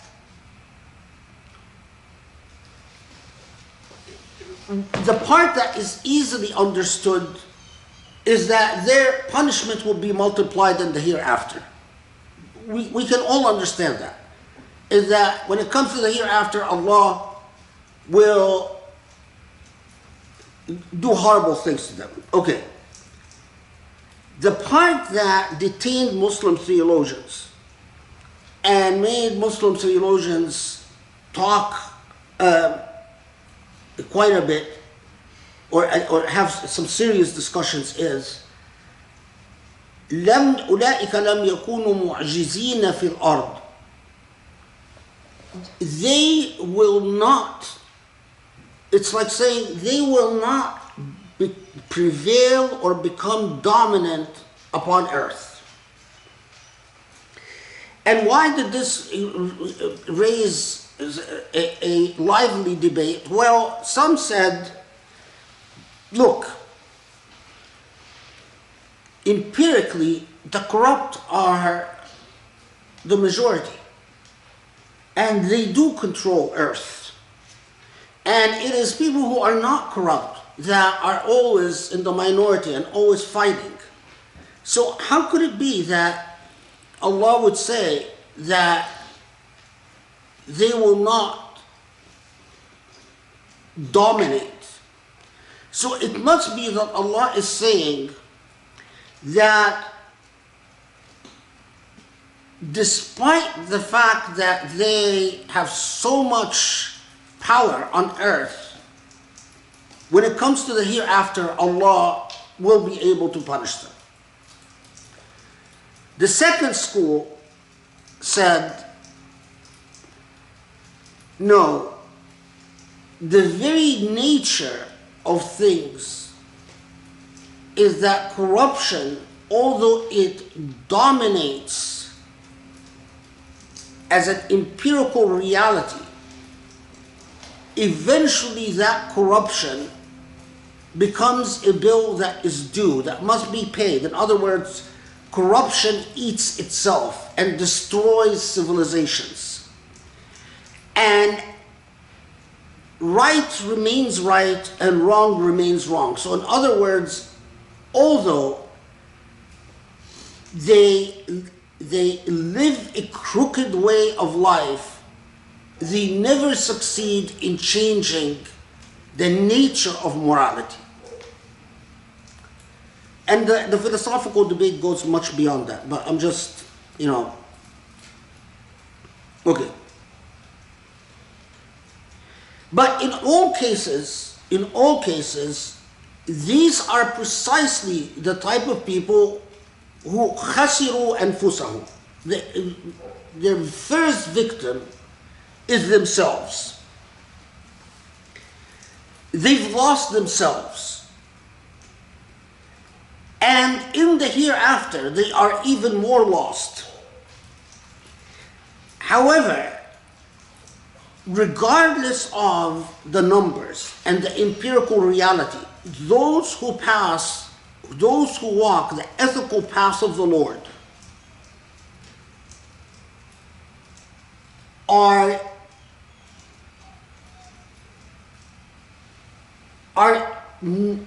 one is their fate in the hereafter, but that image that it is as if there are those who are deaf and blind, and the deaf and blind, and then there are those who are seeing and hearing. And the deaf and blind might be of great numbers on the earth. But truth remains with those who see and hear. It's like those who see and hear, the holders to morality and ethics and truth, walk upon this earth hearing and seeing. They are the constructive elements in existence. While all those who think that the crooked path is justified are floundering upon the earth. It's like saying they're the unreal thing. They're not the truth. They're not the thing that the earth, as Allah says elsewhere, that they're not the people that the heavens cry about when they die. It's like they're dead weight upon this earth. Okay. So with this introduction, so notice right now to Surah Hud, from its beginning till now to verse 24, I like to say it has constructed the psychological elements of Iman. And it's like saying, here are the psychological building blocks that you have to pay careful attention to. And these are the things that will help you anchor yourself on the right path, as opposed to the type of things that often make people go astray. Then at that point, Surah Hud shifts to telling us a number of parables about previous prophets. And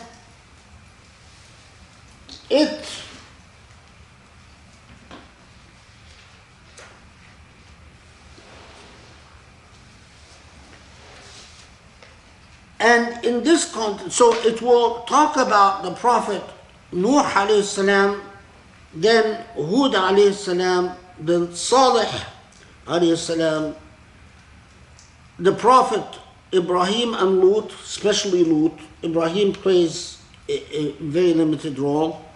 And then Shu'aib, and then Musa. So Nuh, Hud, Salih, Lut, Shu'aib, Musa. These are 6. And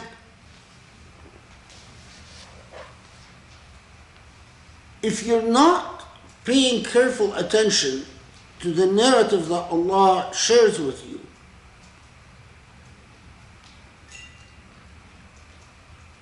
the easy mistake is to say, yes, yeah, I've encountered these prophets before. But remember, every time Allah tells you the narrative of a prophet, it is for a different angle and for a different reason. And the progression in telling you the narratives of these prophets is most amazing and most remarkable because of where it is going to take you. So we start with Prophet Nuh. And Prophet Nuh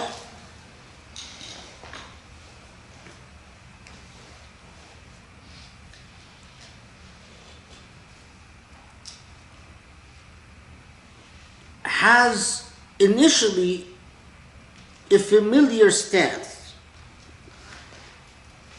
We know that Prophet Nuh lasted with his people for a very long time, as we said before, centuries, right? And that Prophet Noah is warning them that they don't believe in God, that he fears their fate, fears what their fate will be. Here,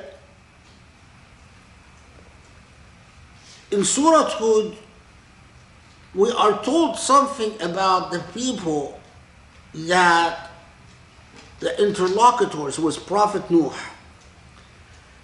that should grab our attention. They say, وَمَا نَرَاكَ إِلَّا بَشَرًا مِثْلَنَا. Okay, we only see you as a fellow human being. This is 27. We've encountered that before. وَمَا نَرَاكَ اتَّبَعَكَ إِلَّا الَّذِينَ هُمْ أَرَاذِلُنَا بَادِيَ الرَّأْيِ وَمَا نَرَى لَكُمْ عَلَيْنَا مِنْ فَضْلٍ بَلْ نَظُنُّكُمْ كَاذِبِينَ. So, in 27, what they specifically told him is that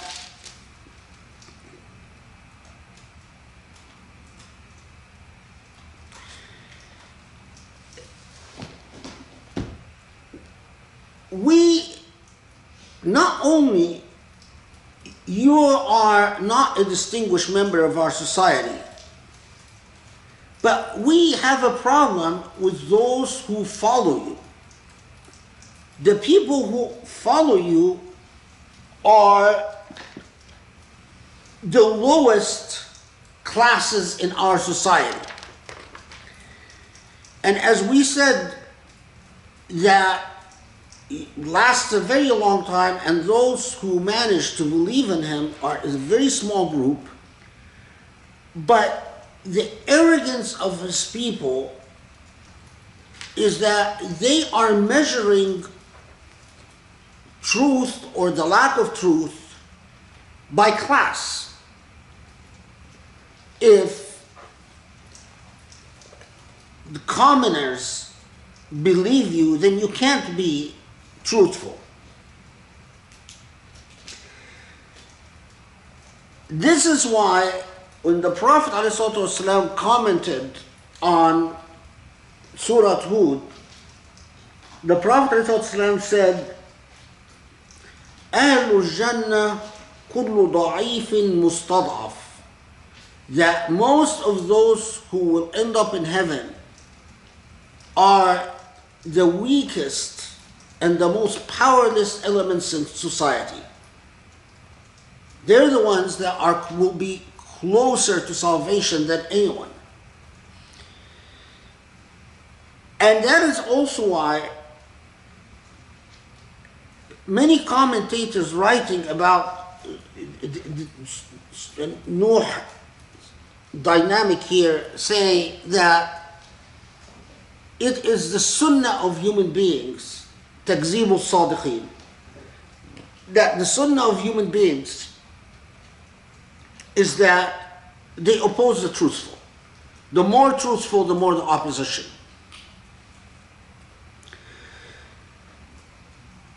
So, but then we get another element in that the Prophet ﷺ قال يا قوم أرأيتم إن كنت على بينة من ربي وآتاني رحمة من عنده فعميت عليكم أن ألزمكموها وأنتم لها كارهون.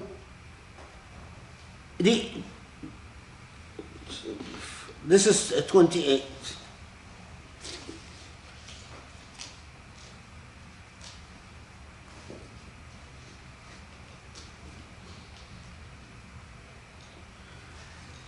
So, say, look at the rationality in the argument. It says, well, okay, so you're saying, you're measuring things according to class.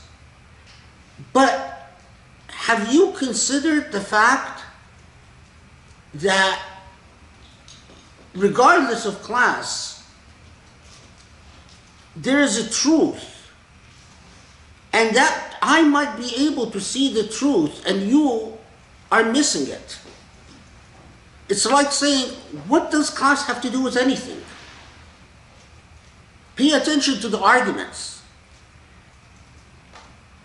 But then he tells them something that is rather very interesting. It's like saying,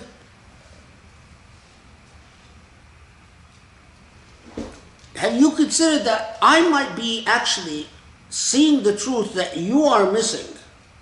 But there's another element here, is that I am not trying to force you to believe. Why? Because as we've learned before, they are constantly hurting Nuh and his followers. So what troubles you about our arguments that you don't seem to be willing to comprehend or even tolerate? And he says, well, I'm not asking you for money, but moreover, but there's a matter of principle. وَمَا أَنَا بِطَارِدِ الَّذِينَ آمَنُوا إِنَّهُمْ مُلَاقُو رَبِّهِمْ وَلَكِنِّي أَرَاكُمْ قَوْمًا تَجْهَلُونَ. I don't ask you for anything. I don't try to force you to do anything.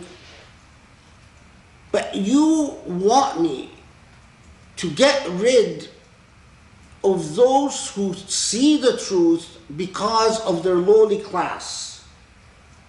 And that's an impossibility. That is that's beyond my moral powers to do.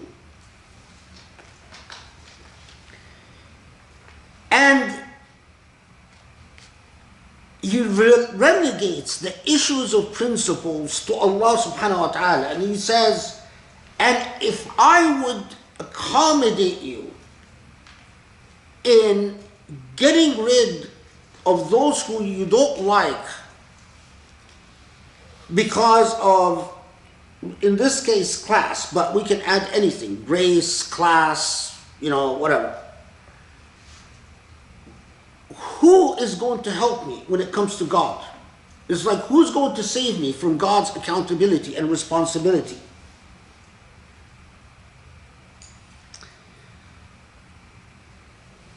ولا أقول, and notice in 31, ولا أقول إني ملك ولا أقول للذين تزدري أعينكم لن يؤتيهم الله خيرا الله أعلم بما في أنفسهم إني إذا لمن الظالمين.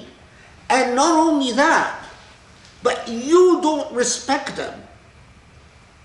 You don't think they're that important because of their social status. You know what? Well, I can't even say that you're better than them. I can't say because I don't know what is inside their souls. And what is inside their souls, what is inside their heart, is that what determines their moral quality, not your social status.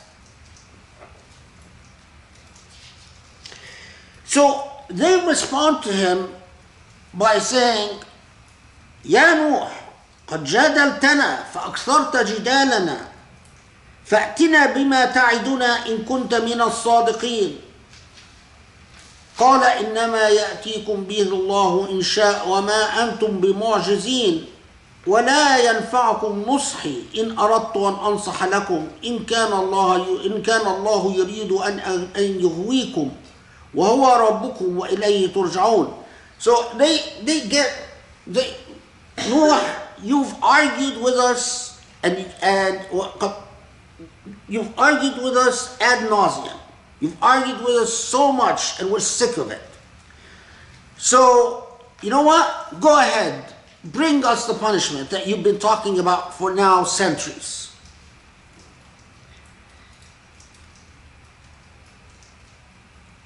And Noah's response is, I give you advice, but you don't want to listen. And it is up to Allah.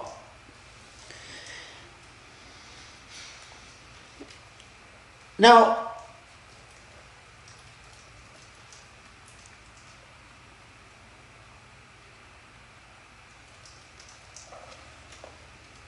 here, the first stage of the narrative of the prophets that we are told about is the people who are anchored in a way of life that involves status and privilege.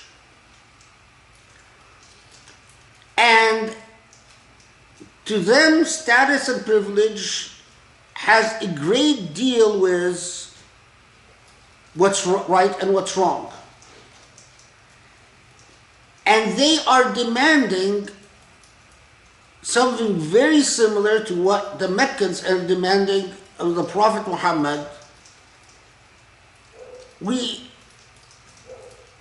don't want to mingle with the low class. Change it. In Surah Yunus, the Prophet Muhammad says to them, it's not up to me.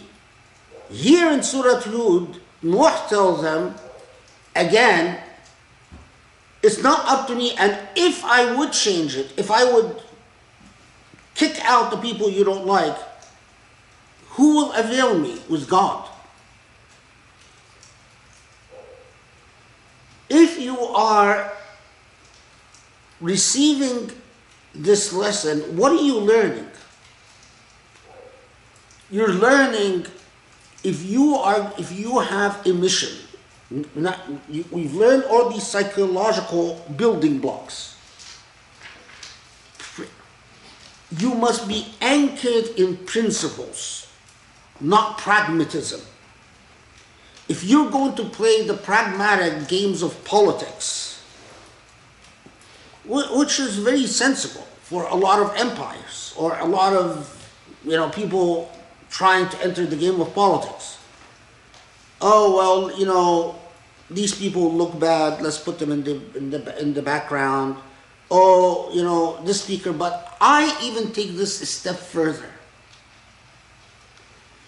and I say that this type of moral order extends not just to race and class, but to gender. If I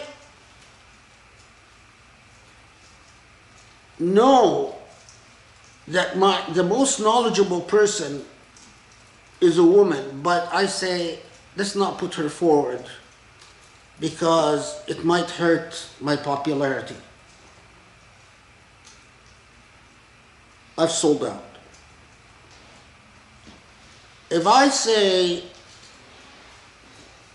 well, I would be more popular as a mullah imam type if I do X, Y, and Z with my wife or with the women belong in my movement, I've sold out. The Quran teaches me principles. I can defend the principle before Allah. I can defend the principle perhaps I'm wrong about. Maybe Allah says, you were wrong, Khalid. I wanted all the women muhajjabat. And I'll say, Allah, well, here's my evidence, here's what I based myself on. I used the best judgment. Allah, you know what was in my heart. It's not that I wanted to see all the hair that women have. It's not that I had a hair fetish, so I want to see every woman's hair. But I was basing myself on the evidence as I understood it. And I'm hoping that Allah, who knows my heart, would say, oh, Khalid, okay, well, بكل مجتهد نصيب, you don't get 2 brownie points, you get 1 brownie point. That I can defend. But what I can't defend is, Allah, this was my conviction, but I buried this woman because I wanted to be more popular. It's the Quran that teaches me this. Not Western ethics, not human rights, not whatever other people imagine. The Quran. So, this is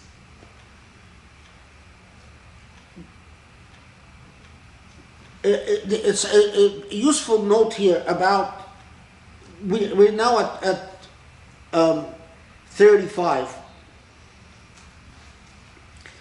that they always comment about this part of the narrative about Prophet Nuh alayhi salam by saying something to the effect of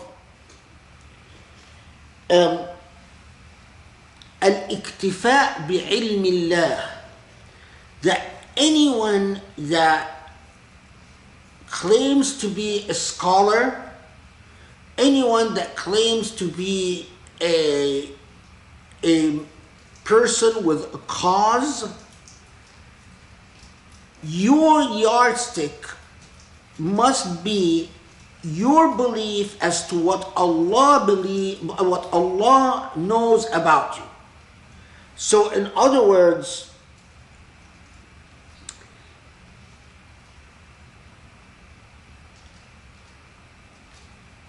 and actually there's a nice quote here maybe that will bring the idea closer. So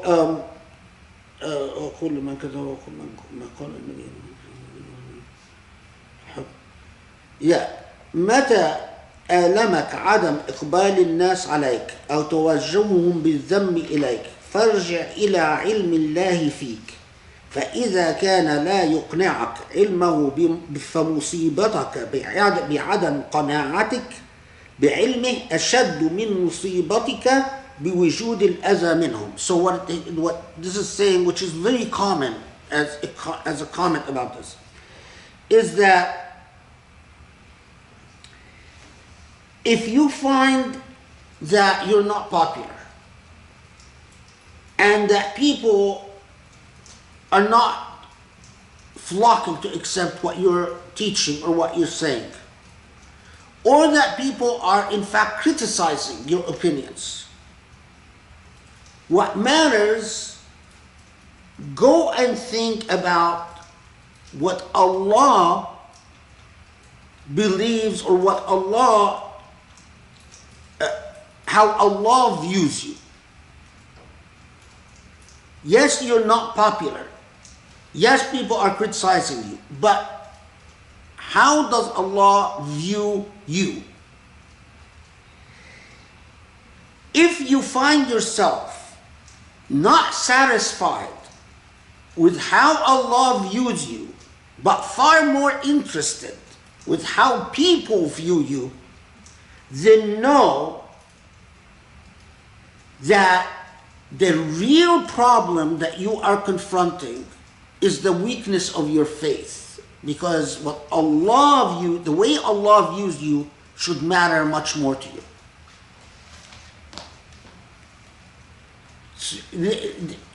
this quote I found, of course, in Ibn Ajiba, but it is so often quoted. I mean, this is something that you will literally learn. You know, I've heard it the first time when on the commentary on Riyadh al-Salihin by Sheikh Hadar Eid, who's like, when I was maybe 14 years old. And then since then you hear it's drilled into you. That, you know, whenever you think about whether you're popular or not, whether people are criticizing you or not, think about how you are viewed by Allah. But this also holds, by the way, if you are a wife who finds herself constantly criticized by her husband, if you're a husband finds himself constantly criticized by your wife, if you are anything who finds themselves, what is your relationship with Allah? If you find that you're far more bothered about the human being rather than Allah, then you should know you have a spiritual problem. And that should preoccupy you far more than anything.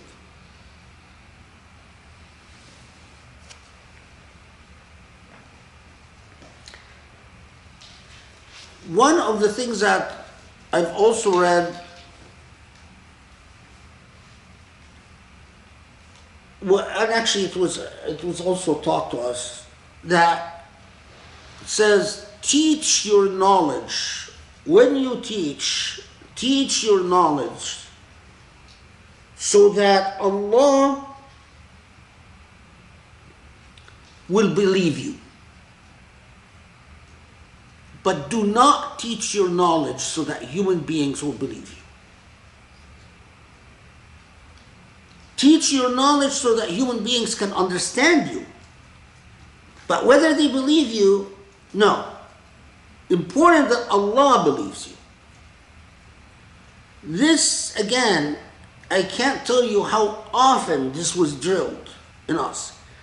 Unfortunately, a lot of the Muslims that immigrate to the United States, you don't get the cream of the crop. You don't get a lot of the cream of the crop end up in prisons back home and get destroyed, because that's unfortunately the nature of tyranny. The people who often make it to the United States are,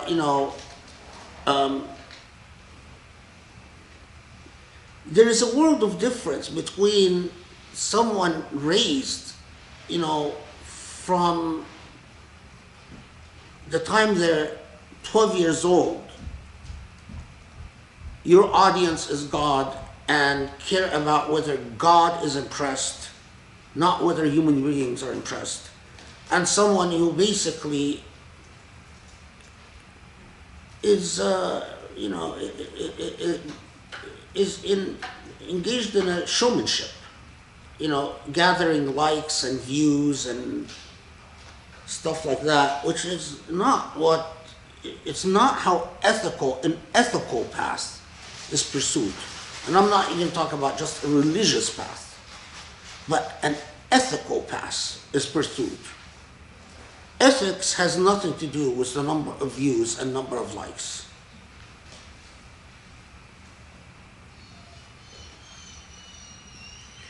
Okay, so then we get to the point where Allah subhanahu wa ta'ala tells Nuh there is no hope. And notice in Surah Yunus, we are told that Nuh prays that Allah punishes his people, and that the prayer is answered, but it is not Nuh's business when the implementation or when the answer comes forward.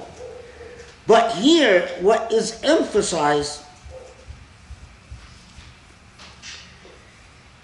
is something very interesting, which tells you, like the Quran shows you the same story from different angles. which I think is one of the most remarkable things of the Quran. It's like it's telling you the truth can be seen from different angles, and the angle can relate to you. Only when you've seen the truth from all the angles can you truly understand it. Here, it's not Nuh who's praying for the punishment, but rather Allah tells Nuh, okay, that's it.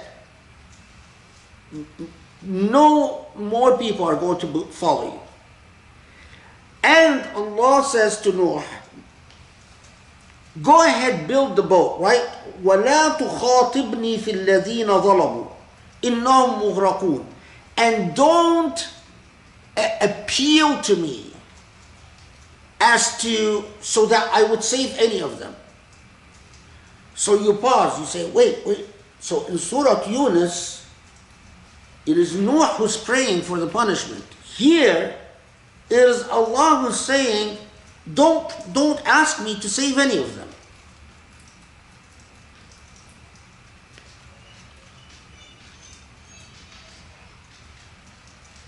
If you're paying attention, how do you understand that narrative?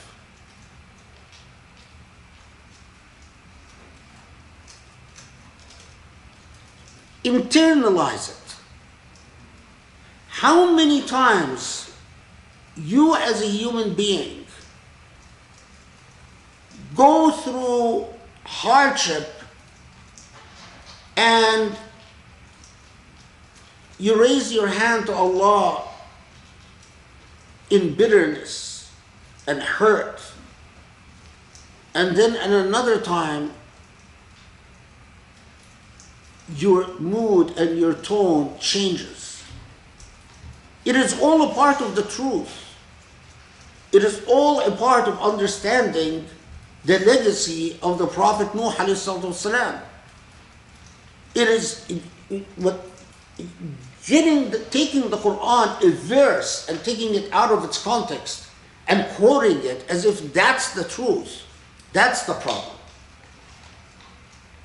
But what you understand is this confrontation is prolonged. It's about principles. It's about an arrogant people. And then comes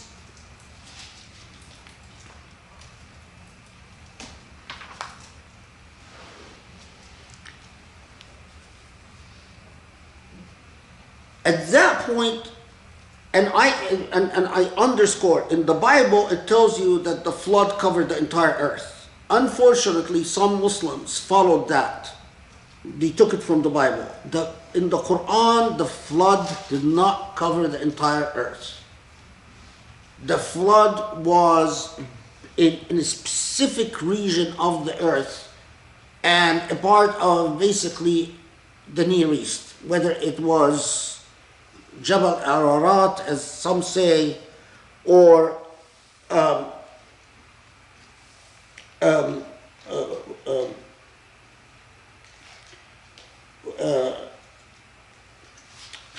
blocking out, it's the name of the other mountain. It will come to me in a second. So he's building the ship, right? And the people are passing by and they're mocking him. What is the ship that you're building? And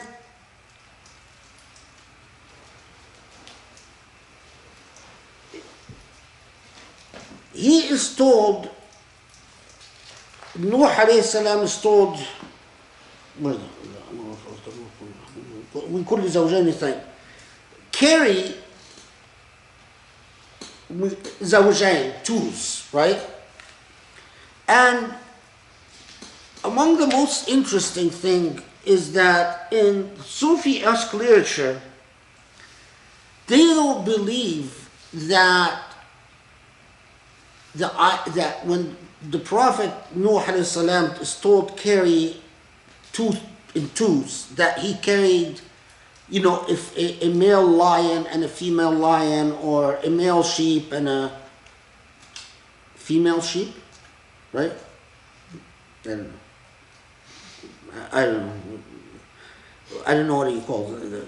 Anyway, but rather they understand that command metaphorically, and that Nuh alayhi salatu wasalam is told, him and his followers, the dualities that they carry are the dualities of Sharia and Haqiqah. Sharia, the law, and Haqiqah, the truth, or the ideals. The ilm al-hikmah wa ilm al-qudra, which two types of knowledge of philosophical knowledge. علم الحس وعلم المعنى, knowledge of الحس is the empirical, and معنى is knowledge of meaning. علم الملك وعلم الملكوت, knowledge of the temporal, and the malakut, knowledge of the supernal. علم الأشباح وعلم الأرواح, that, in other words, what the instruction in the Sufi-esque tradition especially is that Nuh, as he knows that the area that's going to be flooded is going to be enormous. After all, he's lived all these centuries preaching in this region that is quite large, that it is critical that he educates his people on critical dualities in knowledge, like the spirit and the physical, the law and ideals, knowledge of meaning as opposed to empirical or experimental knowledge, and so on and so forth. That view in modern Islam has been largely forgotten. I haven't been anywhere where I found modern Muslims explain the verse this way. Although it's clear that, because Sufism used to be far more widespread all over the Muslim world, that was far more commonly taught than it is today. Okay, so then the flood takes place, right? And Nuh alayhi salam says, وَقَالَ ارْكَبُوا بِسْمِ اللَّهِ مَجْرَاهَا وَمُرْسَاهَا, and this, by the way, has great symbolic significance in Sufi literature, that when you say that in the name of Allah, it's majraha, its course on the sea and where it lands. But anyway, I don't want to pause at this. And there is here in Surah Hud, we are then introduced to a very painful human element. And that is Nuh's discourse with his son. And Nuh appeals to his son, get on the boat, and his son says, no, I don't believe in what you're saying, I don't follow you. And his son ultimately drowns. And after his son drowns,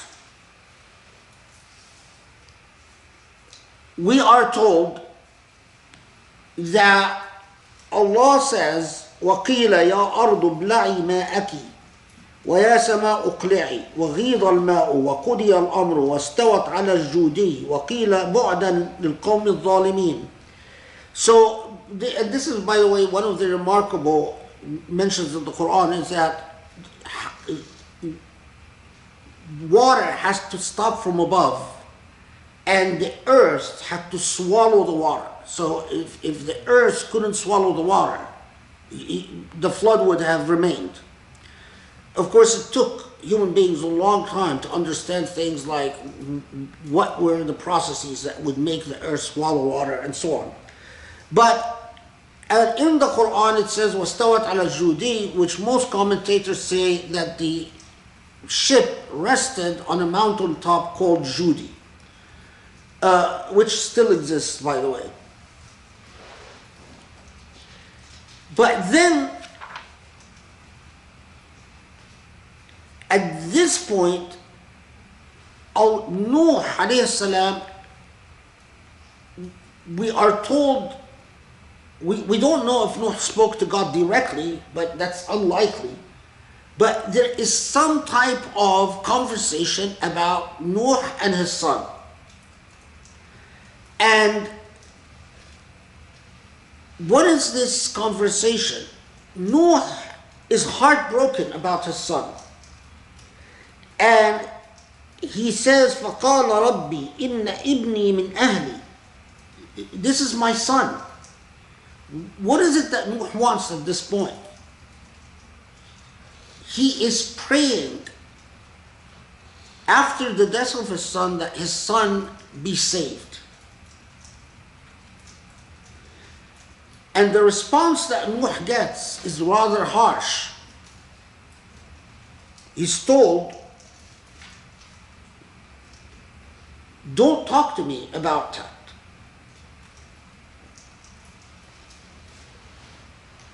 He did not live a moral life. So don't ask me for what would make you a jahil, an immoral human being. And Nuh responds, إِنِّي أَعُوذُ بِكَ أَنْ أَسْأَلَكَ مَا لَيْسَ لِي بِهِ عِلْمٍ. God, I'm not going to, forgive me. I don't mean to ask for an immoral favor. وَإِلَّا تَغْفِرْ لِي وَتَرْحَمْنِي أَكُنْ مِنَ الْخَاسِرِينَ. Forgive me. So you pause here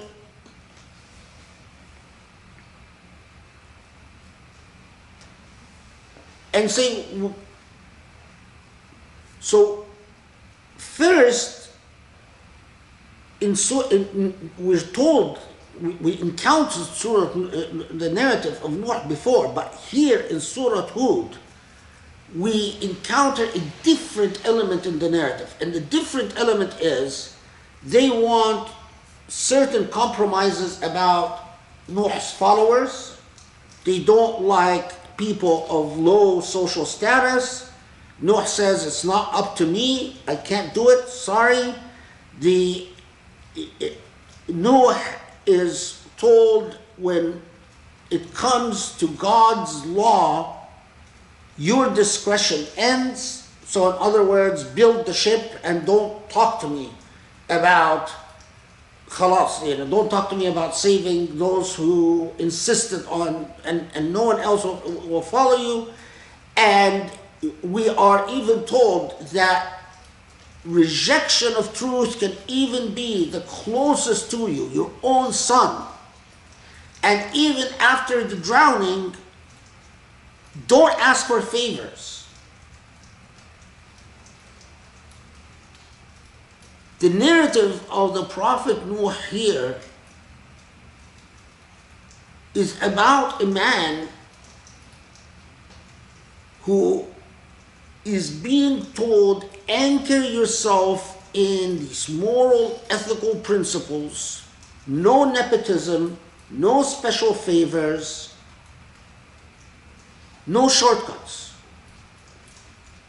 even if it is painful.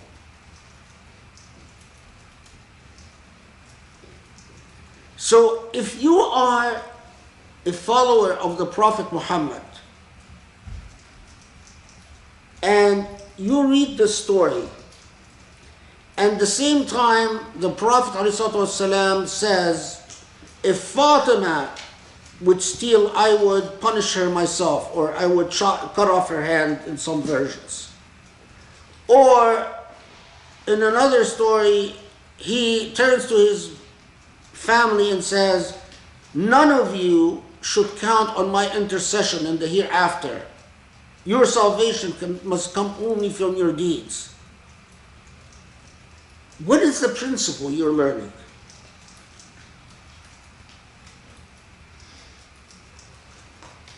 This is really important because you'll see how it all builds on one another. None of this is happenstance. We just forgot how to read the Quran.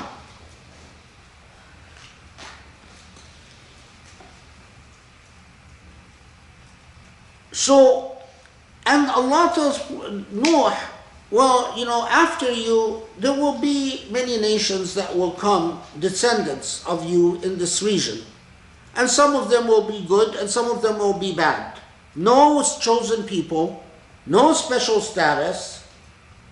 The descendants of the people who followed Noah, some of them will be bad.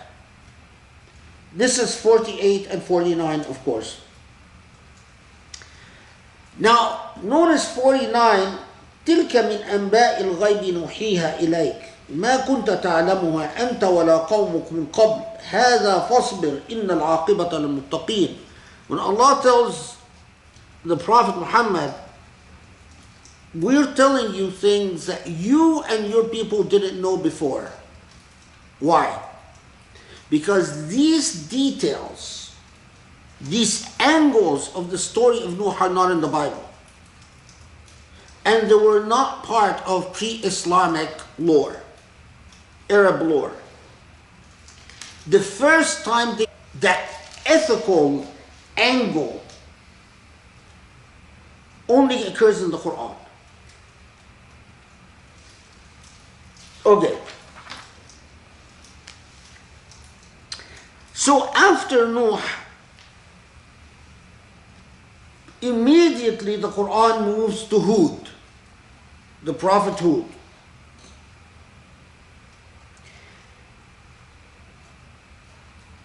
And again, Hud emphasizes, I don't want anything from you. I don't want any financial gain. يا قومي لا أسألكم عليه أجرا إن أجري إلا على الذي فطرني أفلا تعقلون. If you look at my objective interests, it's not in what I do.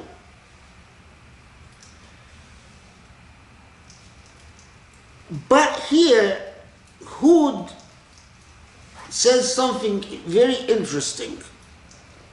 He says, يا قومي استغفروا ربكم ثم توبوا إليه يرسل السماء عليكم مدرارا ويزدكم قوة إلى قوتكم ولا تتولوا مجرمين. Hud, and this will be the only, among the 6 prophets, this will be the only time that you will get this aspect of the story, is that he will tell his people, if you follow me and you be truly pious, piety, I would like to use morality, ethics. Ethics, morality is not going to weaken you, but in fact is going to make you stronger, more powerful. And you pause and say, whoa, we have something very similar where the Prophet Muhammad tells Mecca, you keep worrying about your material interests, that becoming Muslims is going to bankrupt you and ethics is going to ruin your business. Trust in Allah because Allah has something better in store for you. So this is a parallel between the Prophet Hud and the Prophet Muhammad, in that in this particular circumstance, in these 2 circumstances, following their prophet would have actually consolidated their status as a superpower. If they would have listened.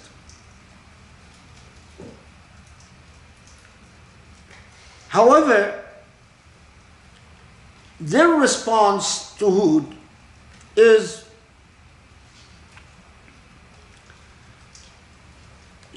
this is nonsense. We won't believe you.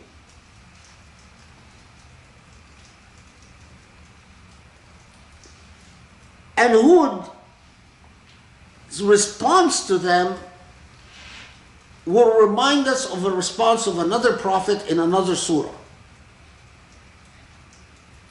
What does he tell them? He says, فَكِيدُونِي جَمِيعًا ثُمَّ لَا تُنظِرُونَ. Okay, fine. You reject me. You say I am a liar. You say that I am in fact insane. Go ahead. Do what you will against me. He challenges them to harm him if they want. Who else did that? Do you guys remember? Nuh. But that was in Surah Yunus. Here, who does that is Hud. And he does that why? He says, because I rely on Allah. And I know that whatever happens, it is according to Allah's will. And he tells him another important thing. That if you turn away, Allah will do what Allah does all the time. When Allah destroys an immoral people, He replaces them with another people who are then وَيَسْتَخْلِفُ رَبِّي قَوْمًا غَيْرَكُمْ وَلَا تَضُرُّونَهُ شَيْئًا إِنَّ رَبِّي عَلَى كُلِّ شَيْءٍ حَفِيظٌ. Allah will replace you with another people who will then go through the same test. So, and we know that they don't listen to him and they're destroyed. So you pause here for a second and say, wait. So Hud is the only one in this narrative, in Surah Hud, who says, following me would have actually been consistent with your political ambitions. But it would have made your political ambitions moral, but not weakened you. Moreover, that he defies them, he doesn't try to negotiate with harm, he confronts harm. Moreover, he tells them that if you are gone, you will be replaced with another. So what we get from the Hud narrative, the lessons extracted are things that apply to the Meccan context in very clear terms. It's like exactly what the Prophet tells the Meccans. But there's that element that is very important to the persecuted Muslims at the time. You must confront the persecution and endure. But this time, it's conveyed not through Prophet Nuh, it's conveyed through Prophet Hud. And it is no coincidence that this surah is called Surah Hud, as we will see. But Ad, which is the people of Hud, will be destroyed, and Hud and his followers will be saved, although we don't know much about after they're saved. But it doesn't leave the story of Hud and Ad without one final thing that becomes very important in the narrative of Surah Hud. وَتِلْكَ عَادٌ, this is 59. جحدوا بآيات ربهم وعصوا رسوله واتبعوا أمر كل جبار عنيد. Ad disobeyed the Prophet, but Ad followed the path, followed the commands, followed the lifestyle, followed the orders of كل جبار عنيد. They followed the path or the commands of tyrants.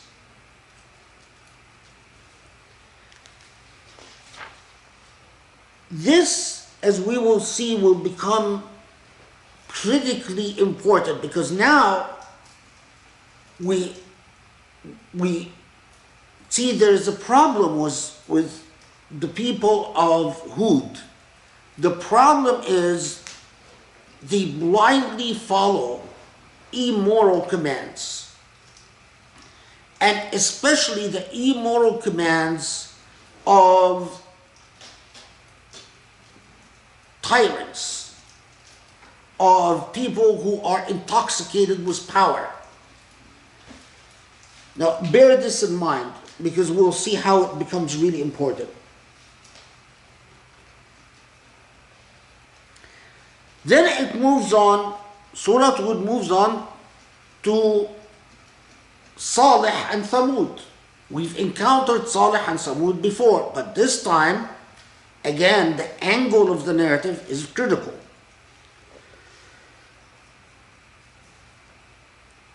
Salih tells his people, Allah has allowed you to inhabit the plot of earth that you inhabit, and says, وَاسْتَعْمَرَكُمْ فِيهَا. The istamarakum is the same word for colonialism. It's like, literally, Allah has allowed you to habitate it, to discipline it for your needs, to subjugate it, subjugate the land. And yet, although you have been able to enjoy Allah's bounties, you owe no gratitude to God, and as we will see, you live an immoral life. Their response to Salih is something that we don't get into any other surah about this same narrative. Their response is, Salih, what's wrong with you? We used to have high hopes for you and high aspirations. قَدْ كُنْتَ فِينَا مَرْجُوًا قَبْلَ هَذَا. We used to think that you are going to grow up to be one of our leaders, and you turned out to be a loser.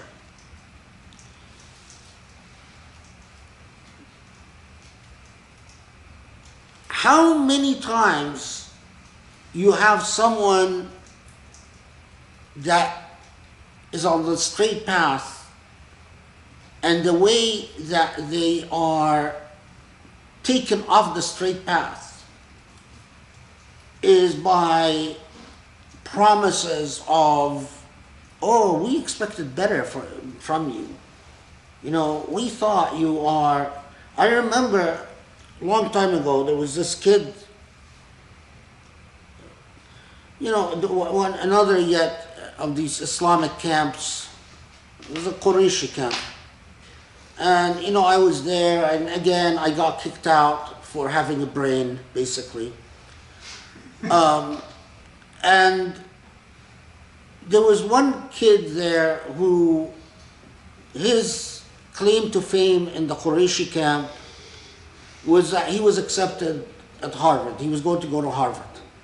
So, you know, he was considered very smart, and everyone thought, okay, well, he can reason with Khalid, you know, because apparently the two of us are the only two people that have a brain. So he came to talk to me, and I explained to him what happened, and he was very sympathetic. And then when he went back to talk to the people who wanted to kick me out of the camp, it was remarkable, because they, we thought, we are counting on you to be one of the leaders of our Muslim ummah. We are counting on you to take over for us in this camp. And of course, and then of course that completely altered him, changed him. But that same tactic is very old, in far more serious situations. So, كنت مرجوا فينا. We really had high hopes for you.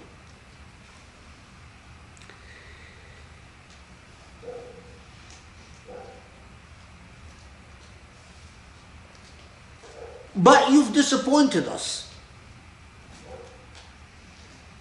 And of course, Salih's response is, what can I do when I see the truth is an other than what you follow? And who would protect me from Allah if in fact I followed your temptations?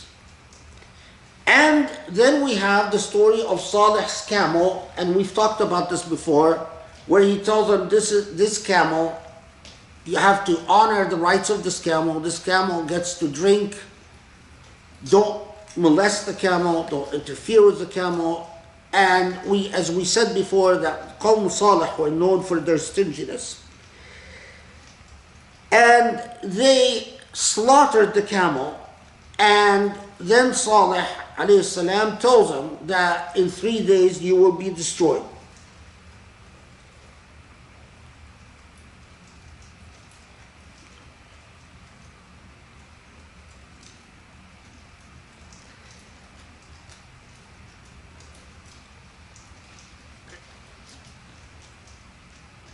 The story of Salih coming after the story of Hud. Well, Hud and Salih reportedly were two Arab prophets. But put that aside, because I don't think that's the material issue.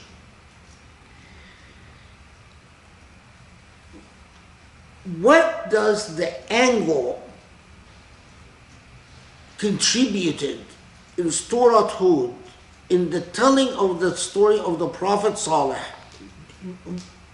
What different angle do we get than all the other times the story of Salih, all the times that the story of Salih is told?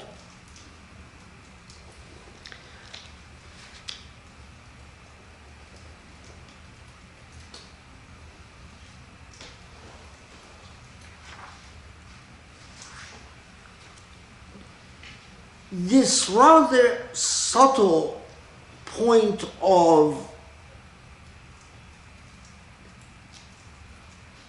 corruption through, which is the only time that we get in the telling of the story of Salih, is that this possibility of corruption through soft politics, in that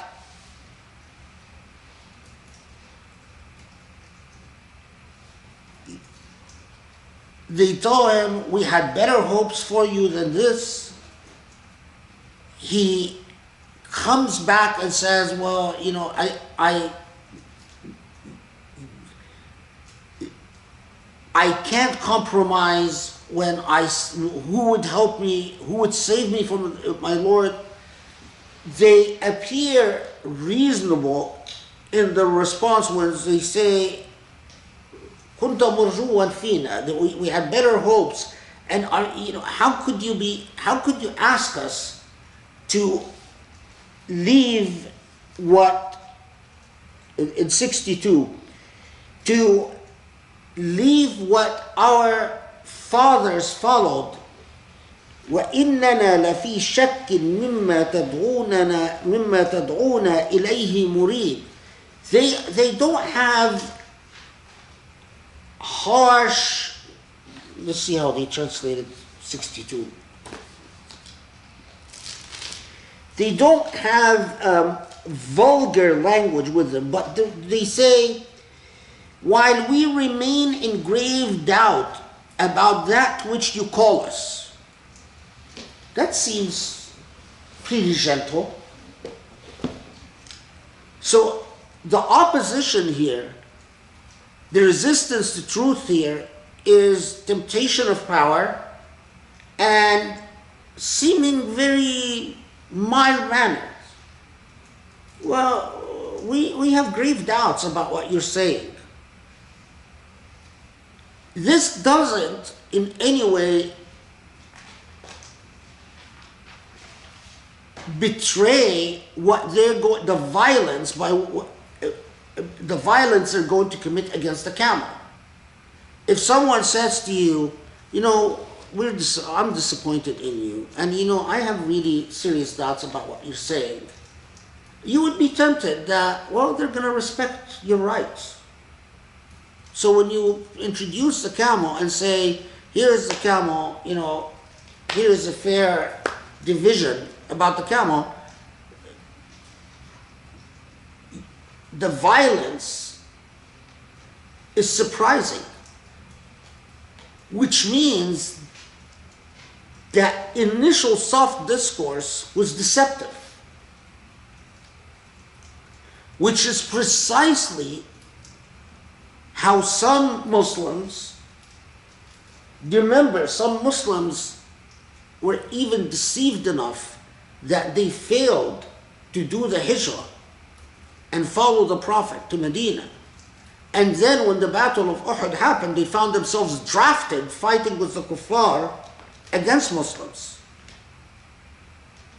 Here, the story of Saleh gives you a different angle as to the way that, again, what is right, what is ethical, can be defeated.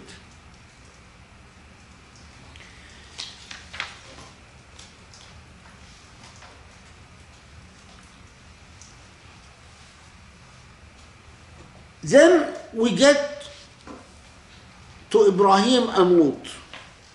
Okay. So then after Qawm Salih,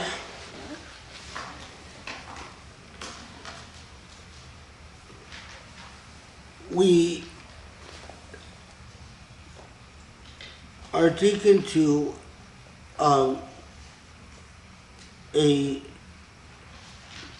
we're taken to the company of the Prophet Ibrahim alayhi salam, who receives Allah's messengers. وَلَقَدْ جَاءَتْ رُسُلُنَا إِبْرَاهِيمَ بِالْبُشْرَى قَالَ سَلَامًا قَالَ سَلَامٌ فَمَا لَبِثَ أَنْ جَاءَ بِعِجْلٍ حَنِيذٍ. So Ibrahim, this is 69.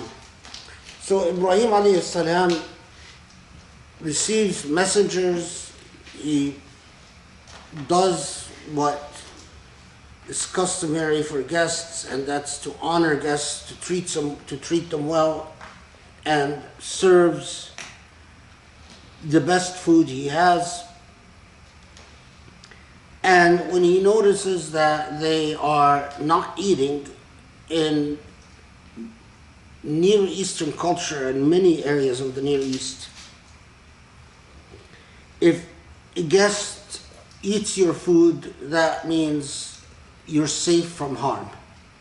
That if you eat someone's food, you are morally banned from having ill intentions against them. On the other hand, if you refuse to eat someone's food, then that could be an indication of hostility. And so when Ibrahim alayhi salam notices that they're not eating, he worries that they have come to him with hostile intent. And at this point, they say, لا تخف إن أرسلنا إلى قوم لوط. we have been sent, we're actually not sent here with any specific action other than to give you good news, but we are messengers to the people of Lut.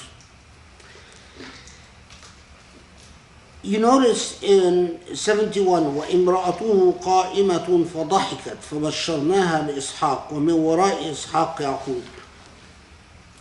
It's an interesting note that this in verse 71 it says, and his wife was standing there and she laughed. Then we gave her glad tidings of Isaac, and after Isaac of Jacob.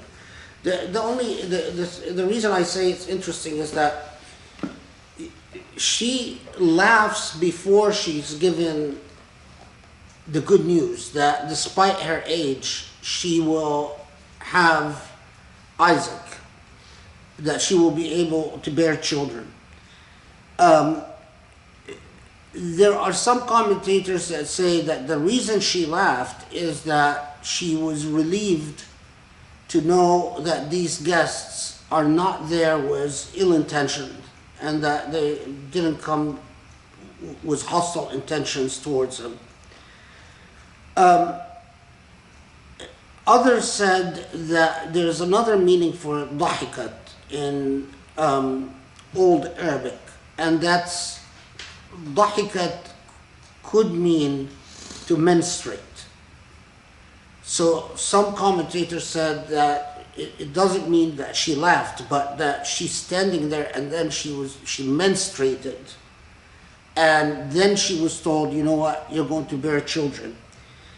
And of course her response is, how could this be when I am an old woman and my husband is an old man?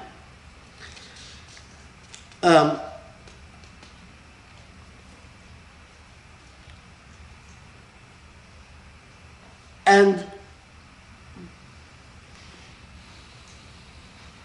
anyway, okay, so then in 72 and 73, I don't have much to add. They say, do you marvel at the command of God, the mercy of God, and his blessings be upon you, O people of the house? Truly, God is praised and glorious. So when the awe had left Ibrahim and glad tidings had come unto him, he pleaded with us. Yeah. So, basically she told that you shouldn't marvel at God's miracles. And وَبَرَكَاتُهُ عَلَيْكُمْ أَهْلُ الْبَيْتِ, that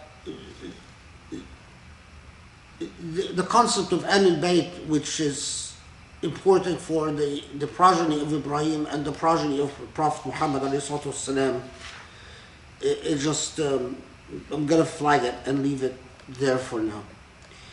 Anyway, فَلَمَّا ذَهَبَ عَنْ إِبْرَاهِيمِ الرَّوْعُ وَجَاءَتْهُ الْبُشْرَى يُجَادِلْنَا فِي قَوْمِ لُوطٍ إِنَّ إِبْرَاهِيمَ لَحَلِيمٌ أَوَّاهٌ مُنِيبٌ يَا إِبْرَاهِيمُ أَعْرِضْ عَنْ هَذَا إِنَّهُ قَدْ جَاءَ أَمْرُ رَبِّكَ وَإِنَّهُمْ آتِيهُمُ الْعَذَابُ غَيْرُ مَمْدُودٍ وَإِنَّهُمْ آتِيهُمُ عَذَابُ غَيْرُ مَرْدُودٍ.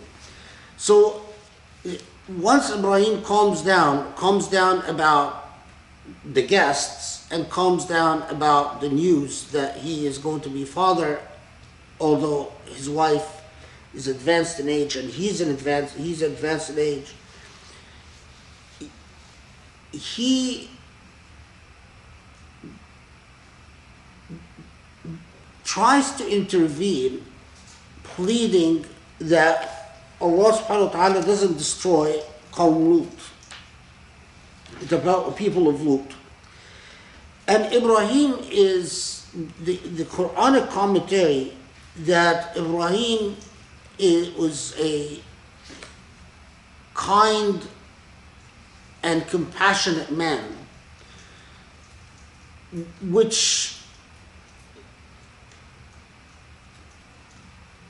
but at the same time, he's told there is no point to attempting the intervention or intercession on behalf of the people of Lut. Now, what's interesting is that you are given a layered story because there are a number of reports about Qawm Lut, I mean many, but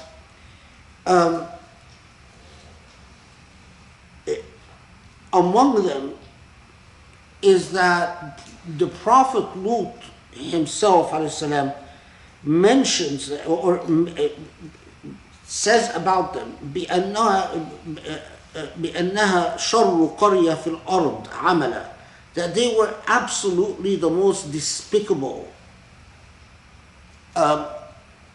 group of people on the face of earth, that in terms of their moral conduct they were absolutely deplorable. And there are many reports about what people of Lut did, including making a living out of highway robbery, so they were constantly raiding everyone around them, and including the bizarre practice of degrading outsiders and degrading enemies by sexually assaulting their men. And as I said before, that we're not talking about,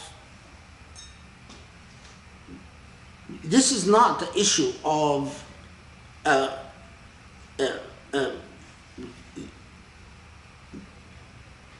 percentage of the population having homosexual inclinations. This is a deliberate, methodical, ideological practice of sodomizing foreigners, which they had become quite famous for. Anyway, so, and we encounter again the scene that now the messengers, after telling the Prophet Ibrahim alayhi salam that his arguments on behalf of the people of Lut, to give them another chance, to give them more time, is of no avail, they go to Lut himself. And not surprisingly, Lut, who is, we know from elsewhere in the Quran, was banned from receiving visitors because his people had put him on notice that if he received any visitors, then they're fair game. In other words, they would be raped. ضيق بهم ذرعا ولما جاءت رسلنا لوطا سيء بهم وضاق بهم ذرعا وقال هذا يوم عصيب. He realized that this is a problem, and in fact his wife sneaks off and tells his people that he has visitors, and as expected they rush to him and demand that his visitors be turned over for what they usually do with visitors. There is in the tradition, there is a discussion as to whether they did this to all visitors or did this to visitors of people that they intentionally wanted to humiliate. But anyway, and you notice he says, قال يا قوم هؤلاء بناتي هن أطهر لكم فاتقوا الله ولا تخزوني في ضيفي أليس منكم رجل رشيد قالوا لقد علمت ما لنا في بناتك من حق وإنك لتعلم ما نريد قال لو أن لي بكم قوة أو آوي إلى ركن شديد.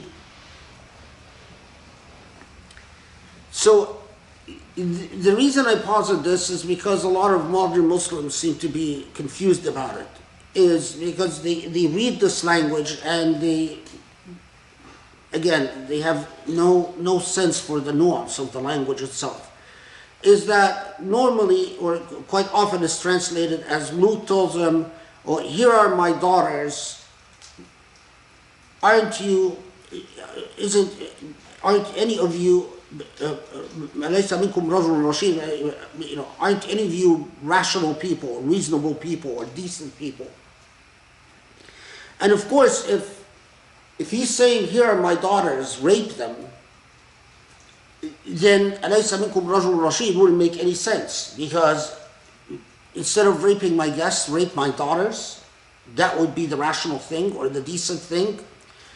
And of course, Islamophobes, ignoring what's written about Lut and the same incident in the Bible, love to harp on things that Muslims have no clue about. So, I've gotten a lot of emails about this. And it's actually far less complicated than that. One, when he says, يَا قَوْمْ هَؤُلَاءِ بَنَاتِي, this is, many commentators said that what he's saying is not, here are my daughters who are from my blood. He's saying, he's basically saying, instead of doing this, go marry women.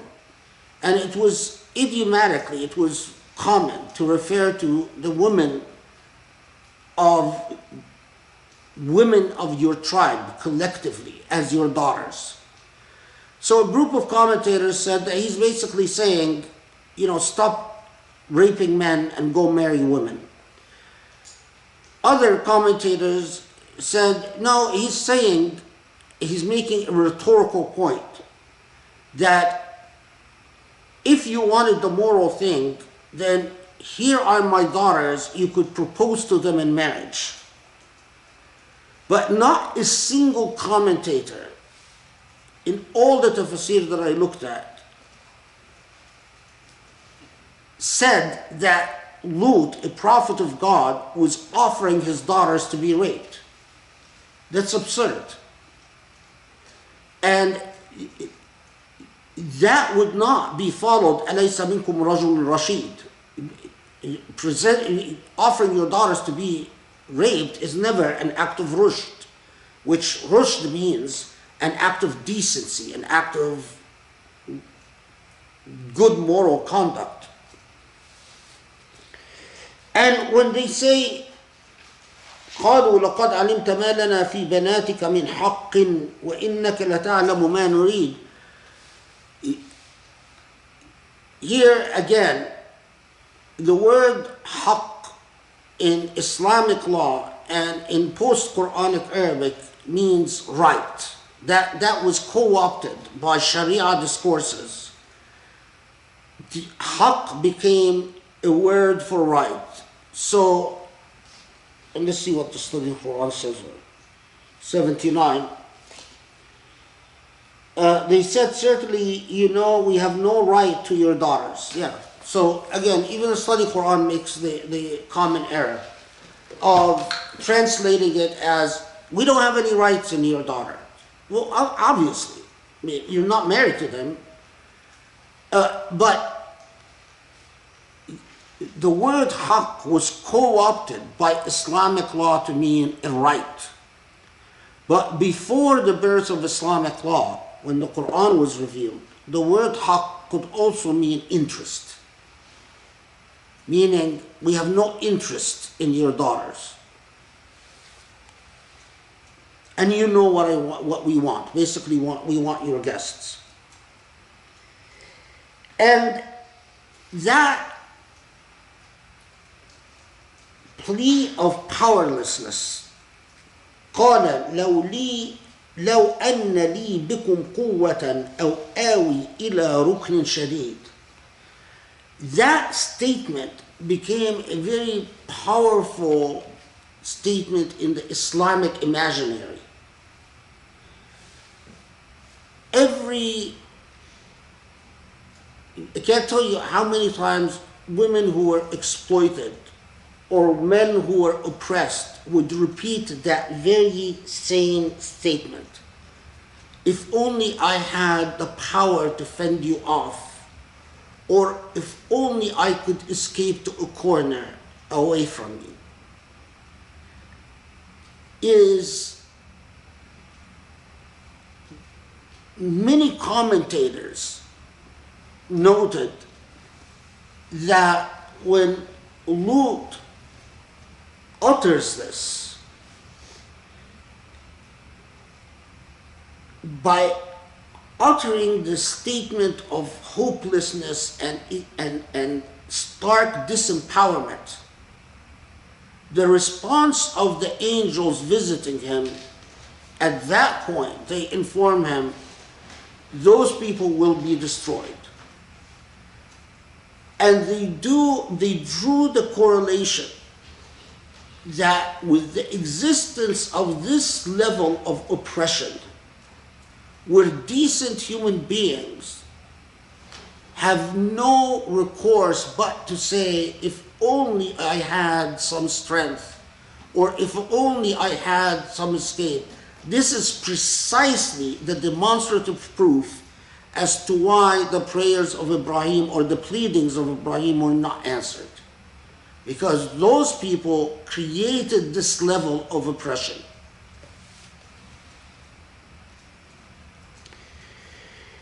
And at this point, the messengers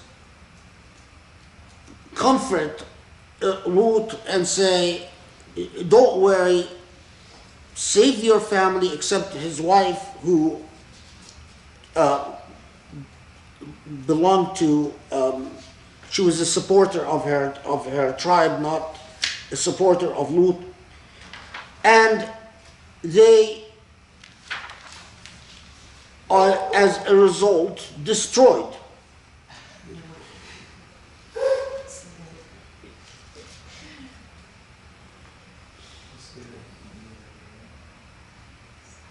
Okay.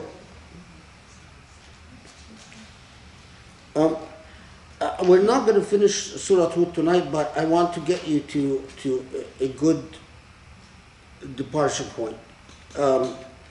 Okay. So, with the story of Ibrahim and Lut, we are confronted by a man who is disempowered, oppressed to the extreme, surrounded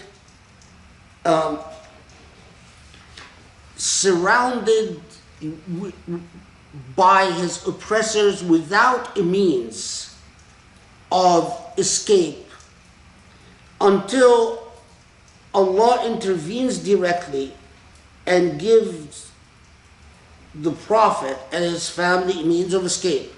Now keep this in mind. Just make a note, because it will become very significant at the end of the surah. At the sort of the takeaway, if you will, from Surah Hud. Okay.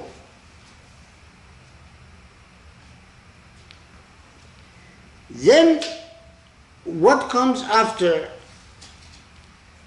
Ibrahim and Lut? And Ibrahim and Lut, what we're left with is, this is a corrupt people with extreme disempowerment. Then we take into Shu'aib, the people of Madian. And Shu'aib was among the people of Madian, meaning he grew up in Madian. And immediately in 84,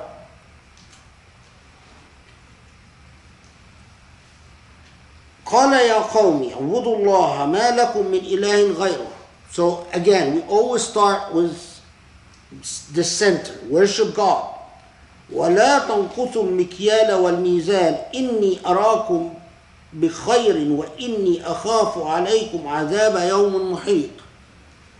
Then you pause, you say, wait, okay, so, you know, if you've noticed, with Noah, with Hud, with Salih, then we come to Ibrahim, there is, if you will, a shift into the confrontations from general conditions of, with Nuh there is a classism, with Hud we are told about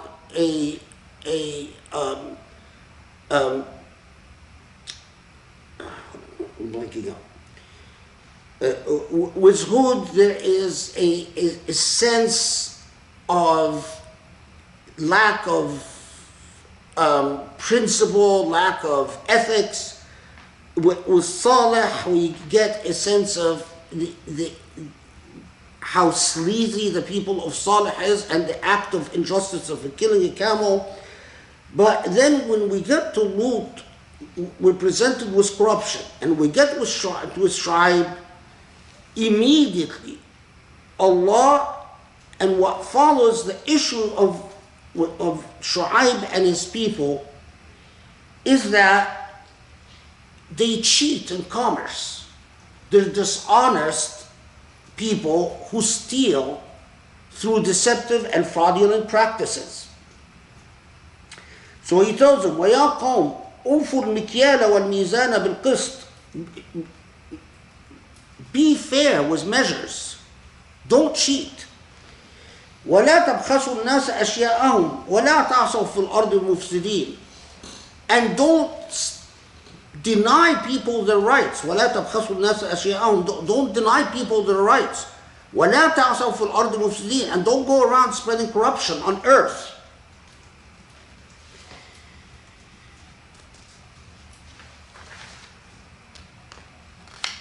What is the response of the people of Shu'aib? They say, قالوا يا شعيب أصلاتك تأمرك أن نترك ما يعبد آباؤنا أو أن نفعل في أموالنا ما نشاء إنك لأنت الحليم الرشيد. They're reasoning with him in somewhat a similar way that like they reasoned with Salih. But they're using more toxic logic, if you will. With them, they're saying, so your prayer, it's like saying your religious beliefs, your prayers, is this what your prayers teach you? Your prayers are teaching you to rebel against the customs of our fathers. And they're teaching you that we can't do with our money what we wish. إِنَّكَ أَنْتَ الْحَلِيمُ الرَّشِيدُ. But instead of telling him off or cursing him, they say, you are a man of forbearance and sound judgment. Pause at this. What a challenge. You are a man of forbearance, of sound judgment, and so a man of sound judgment would know that we have a right to structure our commercial transactions the way we see fit. Does this remind you of anything? Notice what Surah Hud has done with you so far. It's taken you from one narrative, prophetic narrative, to levels of deceptiveness, levels of immorality, levels of playing around with ethics. So if you are paying attention, you are saying one of these is going to say, you're going to say, whoa, yeah, this is very similar to what's going on with me.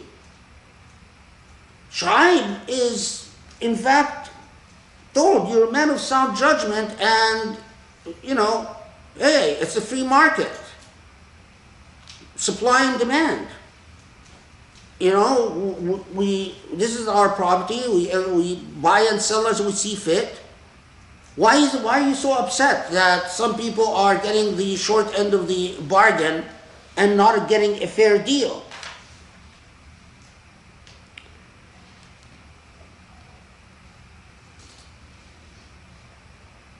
His response is equally sophisticated.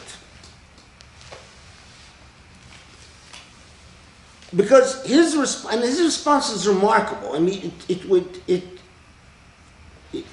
it deserves a serious pause. But this is what Surah Hud is building up to. So this is at 88. So he says, my people,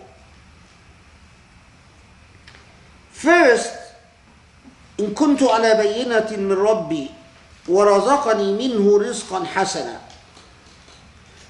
What if, people, I stand on clear proof from my Lord. وَرَزَقَنِي مِنْهُ رِزْقًا حَسَنًا. So the translation here is, and provided me with goodly provision from himself. What's the goodly provision? It's not money, it's not goods, it's knowledge, ethical knowledge. He's saying, what do you want me to do? God has taught me that what you're doing is not fair, it's unethical. If I see what you're doing is wrong, what can I do? وما أريد أن أخالفكم إلى ما أنهاكم عنه. In fact, not only that,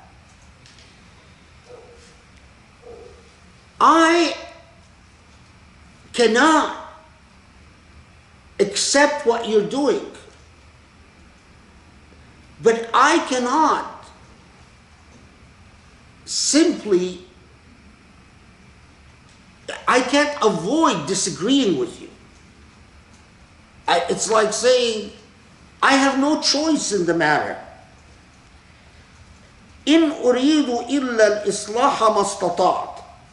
In fact, what I want, and I desire not but to set matters aright so far as I am able. I'm compelled to try to reform. وَمَا تَوْفِيقِي إِلَّا بِاللَّهِ عَلَيْهِ تَوَكَّلْتُ وَإِلَيْهِ أُنِيبُ. And ultimately, I rely on Allah. وَيَا قَوْمِ لَا يَجْرُمَنَّكُمْ شِقَاقِي أَنْ يُصِيبَكُمْ مِثْلُ مَا أَصَابَ قَوْمَ نُوحٍ أَوْ قَوْمَ هُودٍ أَوْ قَوْمَ صَالِحٍ وَمَا قَوْمُ لُوطٍ مِنْكُمْ بِبَعِيدٍ وَاسْتَغْفِرُوا رَبَّكُمْ ثُمَّ تُوبُوا إِلَيْهِ إِنَّ رَبِّي رَحِيمٌ وَدُودٌ. So what does he tell them? He said, people, don't let the fact that you might not like me, or that you might want to prove me wrong, or that you don't like the fact that someone is criticizing you, lead you to very horrible places. Horrible places like what? Well, horrible places like what happened to people of Nuh, people of Hud, people of Salih, and what happened to the people of Lut was not that long ago. Then you pause and you say, whoa, hold on. So,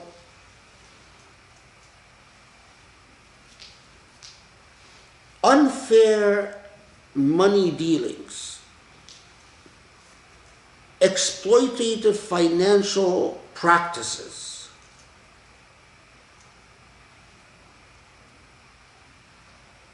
بخس الناس أشياءهم, denying people their rights, can make these people equal in moral weight to the people of Nuh and Hud and Saleh and Lut.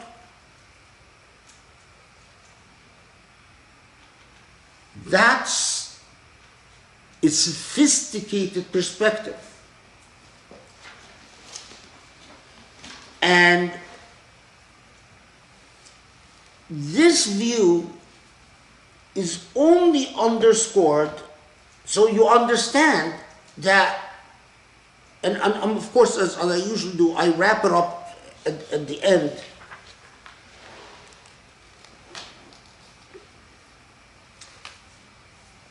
So first they tell Shu'aib, you are a man of good judgment, sound judgment.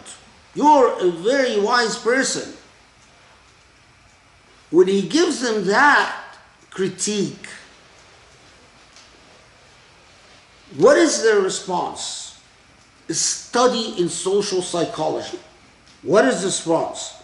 قالوا يا شعيب ما نفقه كثيرا مما تقول وإنا لنراك فينا ضعيفا ولولا رهتك لرجمناك وما أنت علينا بعزيز. So at that point, the gloves come off. And they say to him, okay, Shu'aib, the fun is over. Listen, we don't understand much of what you're saying. It's, you know, when people say, we don't want to listen, you know, what the heck are you talking about? You know, we can't make a killing in the stock market, we can't issue junk bonds, we can't do this, we can't do that. What is that? You know, we don't understand what you're saying. So we went from, oh, you're a very wise man, to we don't even understand what you're talking about. Not only that, but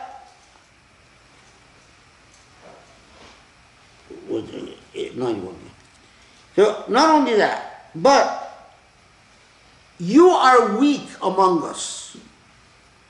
Oh, interesting. So now we've gone to the Lut dynamic. First, they're like, how dare you compare us to all these horrible people? But now you're weak among us. And you know what? If it hadn't been for your family, we'd have stoned you to death.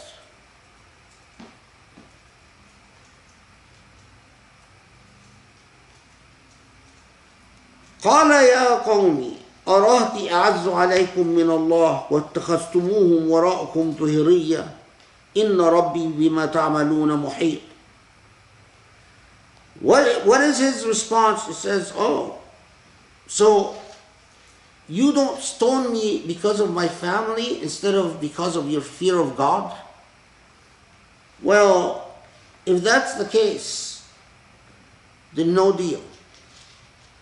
It reminds us of Hud, the man who said, go ahead, harm me. People, اعملوا على مكانتكم إني عامل سوف تعلمون من يأتيه العذاب يخزيه من هو كاذب وارتقبوا إني معكم رقيب. So, do what you do. Ultimately, the decisive factor between us is God. You do what you do and I'll do what I do. And then we are briefly told, ولما جاء أمرنا نجينا شعيب والذين معه برحمة منا وأخذت الذين ظلموا الصيحة فأصبحوا في ديارهم جاثمين. That ultimately Shu'aib was saved and his people, and the people of Shu'aib were destroyed. Okay, then we get to Musa. And Musa, we're familiar with the story, but here we're told that وَلَقَدْ أَرْسَلْنَا مُوسَى بِآيَاتِنَا وَسُلْطَانٍ مُبِينٍ. We've sent Musa with our message and our authority. إلى فرعون وملئه, to Fir'aun and his people. فاتبعوا أمر فرعون, this is 97. وما أمر فرعون برشيد. What is the problem with the people of Fir'aun? The problem with the people of Fir'aun is what we encountered with Hud, is that the people follow the Jabbar, the Anid, follow the tyrant. 97. فَاتَّبَعُوا أَمْرَ فِرْعَوْنَ. It doesn't matter that Fir'aun is wrong. People are following the powerful, not the righteous. And that is why that image, يَقْدُمُ قَوْمَهُ يَوْمَ الْقِيَامَةِ فَأَوْرَدَهُمُ النَّارِ وَبِئْسَ الْوِرْدُ الْمَوْرُودُ وَاتَّبَعُوا فِي هَذِهِ لَعْنَةً وَيَوْمَ الْقِيَامَةِ بِئْسَ الرِّفْدُ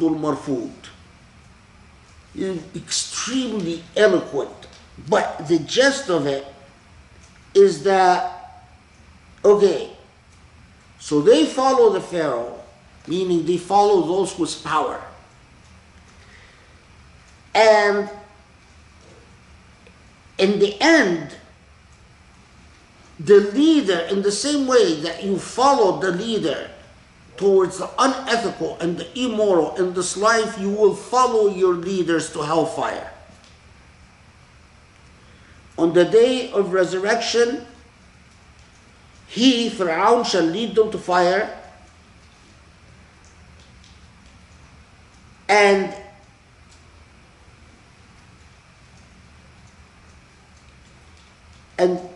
shall be the evil indeed is the gift that will be offered them.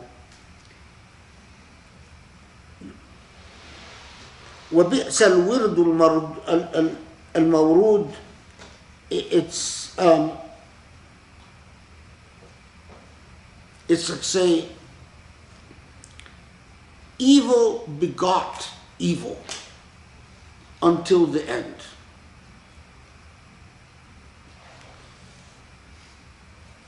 Then at ayah verse 100 is the transition for the conclusion. And I want to, so let's go back and look at so far before we get to the conclusion, which we won't get to today. Hud, which you would pause and think, of all these prophets, why Hud? We already identified that this is the one prophet that tells his people that following me could have actually, like the people of Mecca, augmented your power as a people.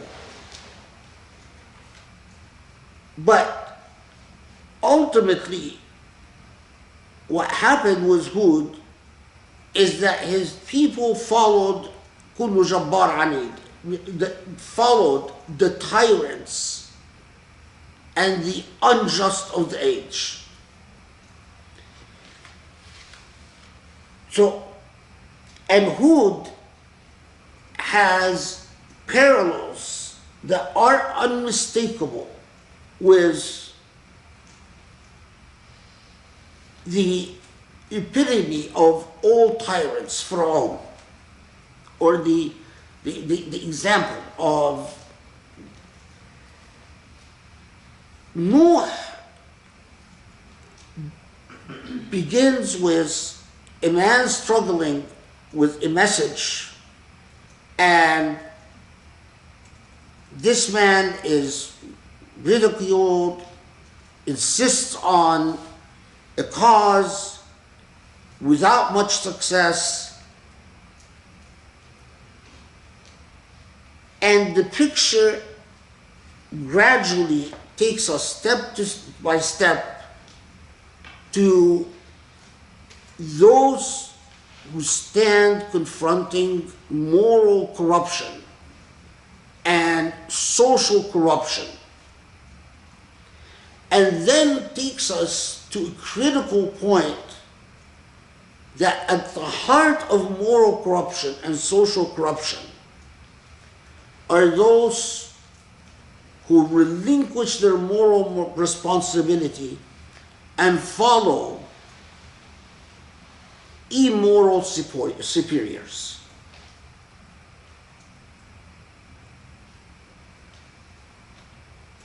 Hud also is the only one in this version that says, bring on the harm.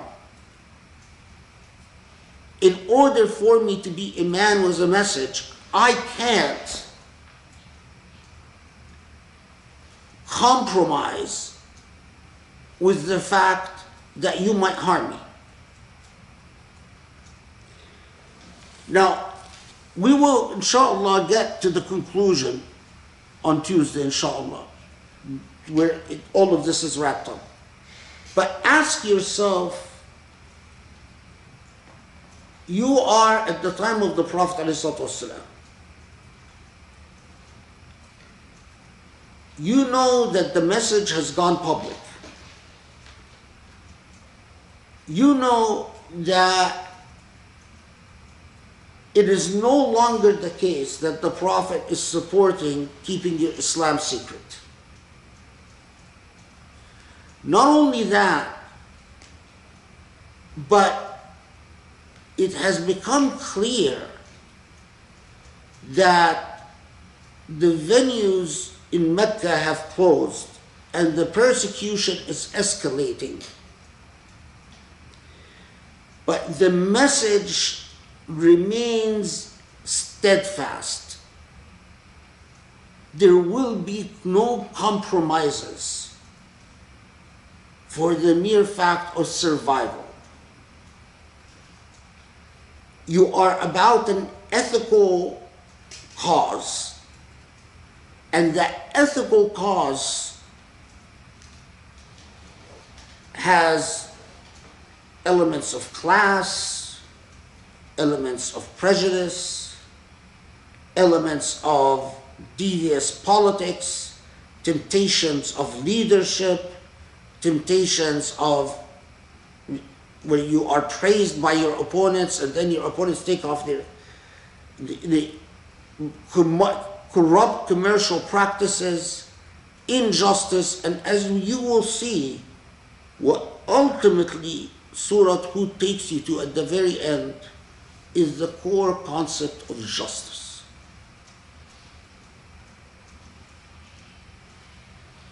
It's like saying, and I'm jumping ahead a little bit, but I'll show you how that takes place.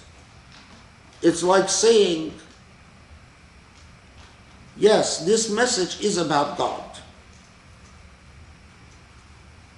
But God without justice doesn't make sense. As justice without God is also incoherent. But if you can imagine that you can call for the cause of God, but somehow tolerate injustice, no, it does not work, it will not work, this is not what you're about.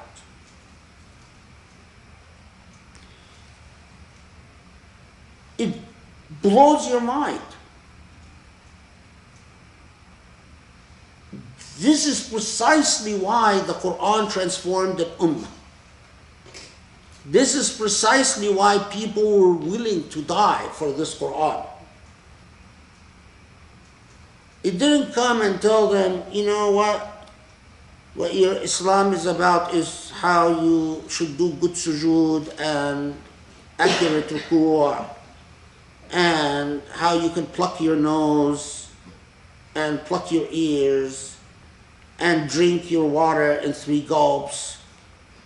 No one would have been willing to sacrifice for this faith. It was a revolution.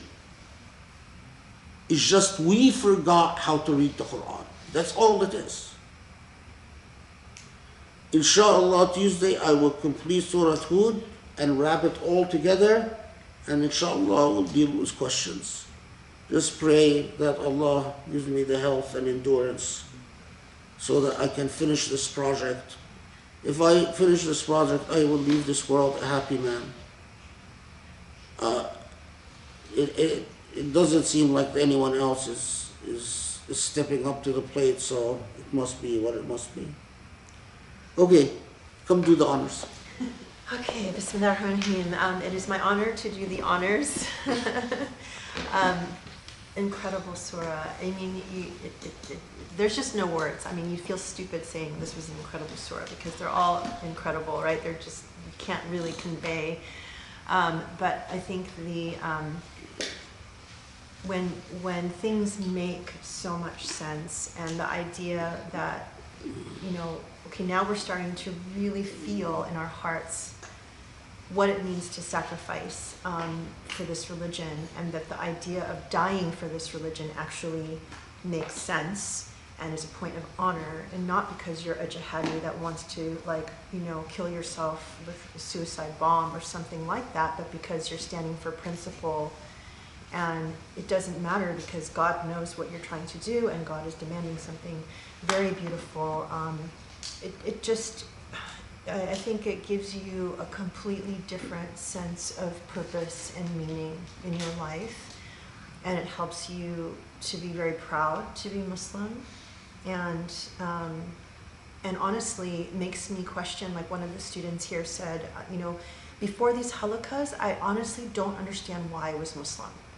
And now, as you learn this, you're like, this is a completely different Islam that actually makes me proud to be Muslim. I mean, those are my words. So the first part was from the student. But, you know, it's just, alhamdulillah, that's such a gift, because I think most Muslims don't really think that deeply about this, and especially as a convert, you know, this is what we searched for. Like, I know we have, you know, converts here, Elaine, you know, people who are with us on this journey, and you understand that feeling of meaning and purpose. It's the greatest gift you could ever receive. So, and this just validates all of that. So thank you, and may Allah protect you and bless you and elevate you and allow you to finish this project, so this message can continue. Please continue to pray that Sheikh has strength and patience and perseverance and the ability to withstand, like, all of the pain that is coming, despite, you know, trying to fight to show up here and give us this beautiful knowledge. So thank you so much, and inshallah we look forward to seeing you on Tuesday for the conclusion of this amazing surah. Assalamu alaikum, guys. everyone. Wonderful to see you.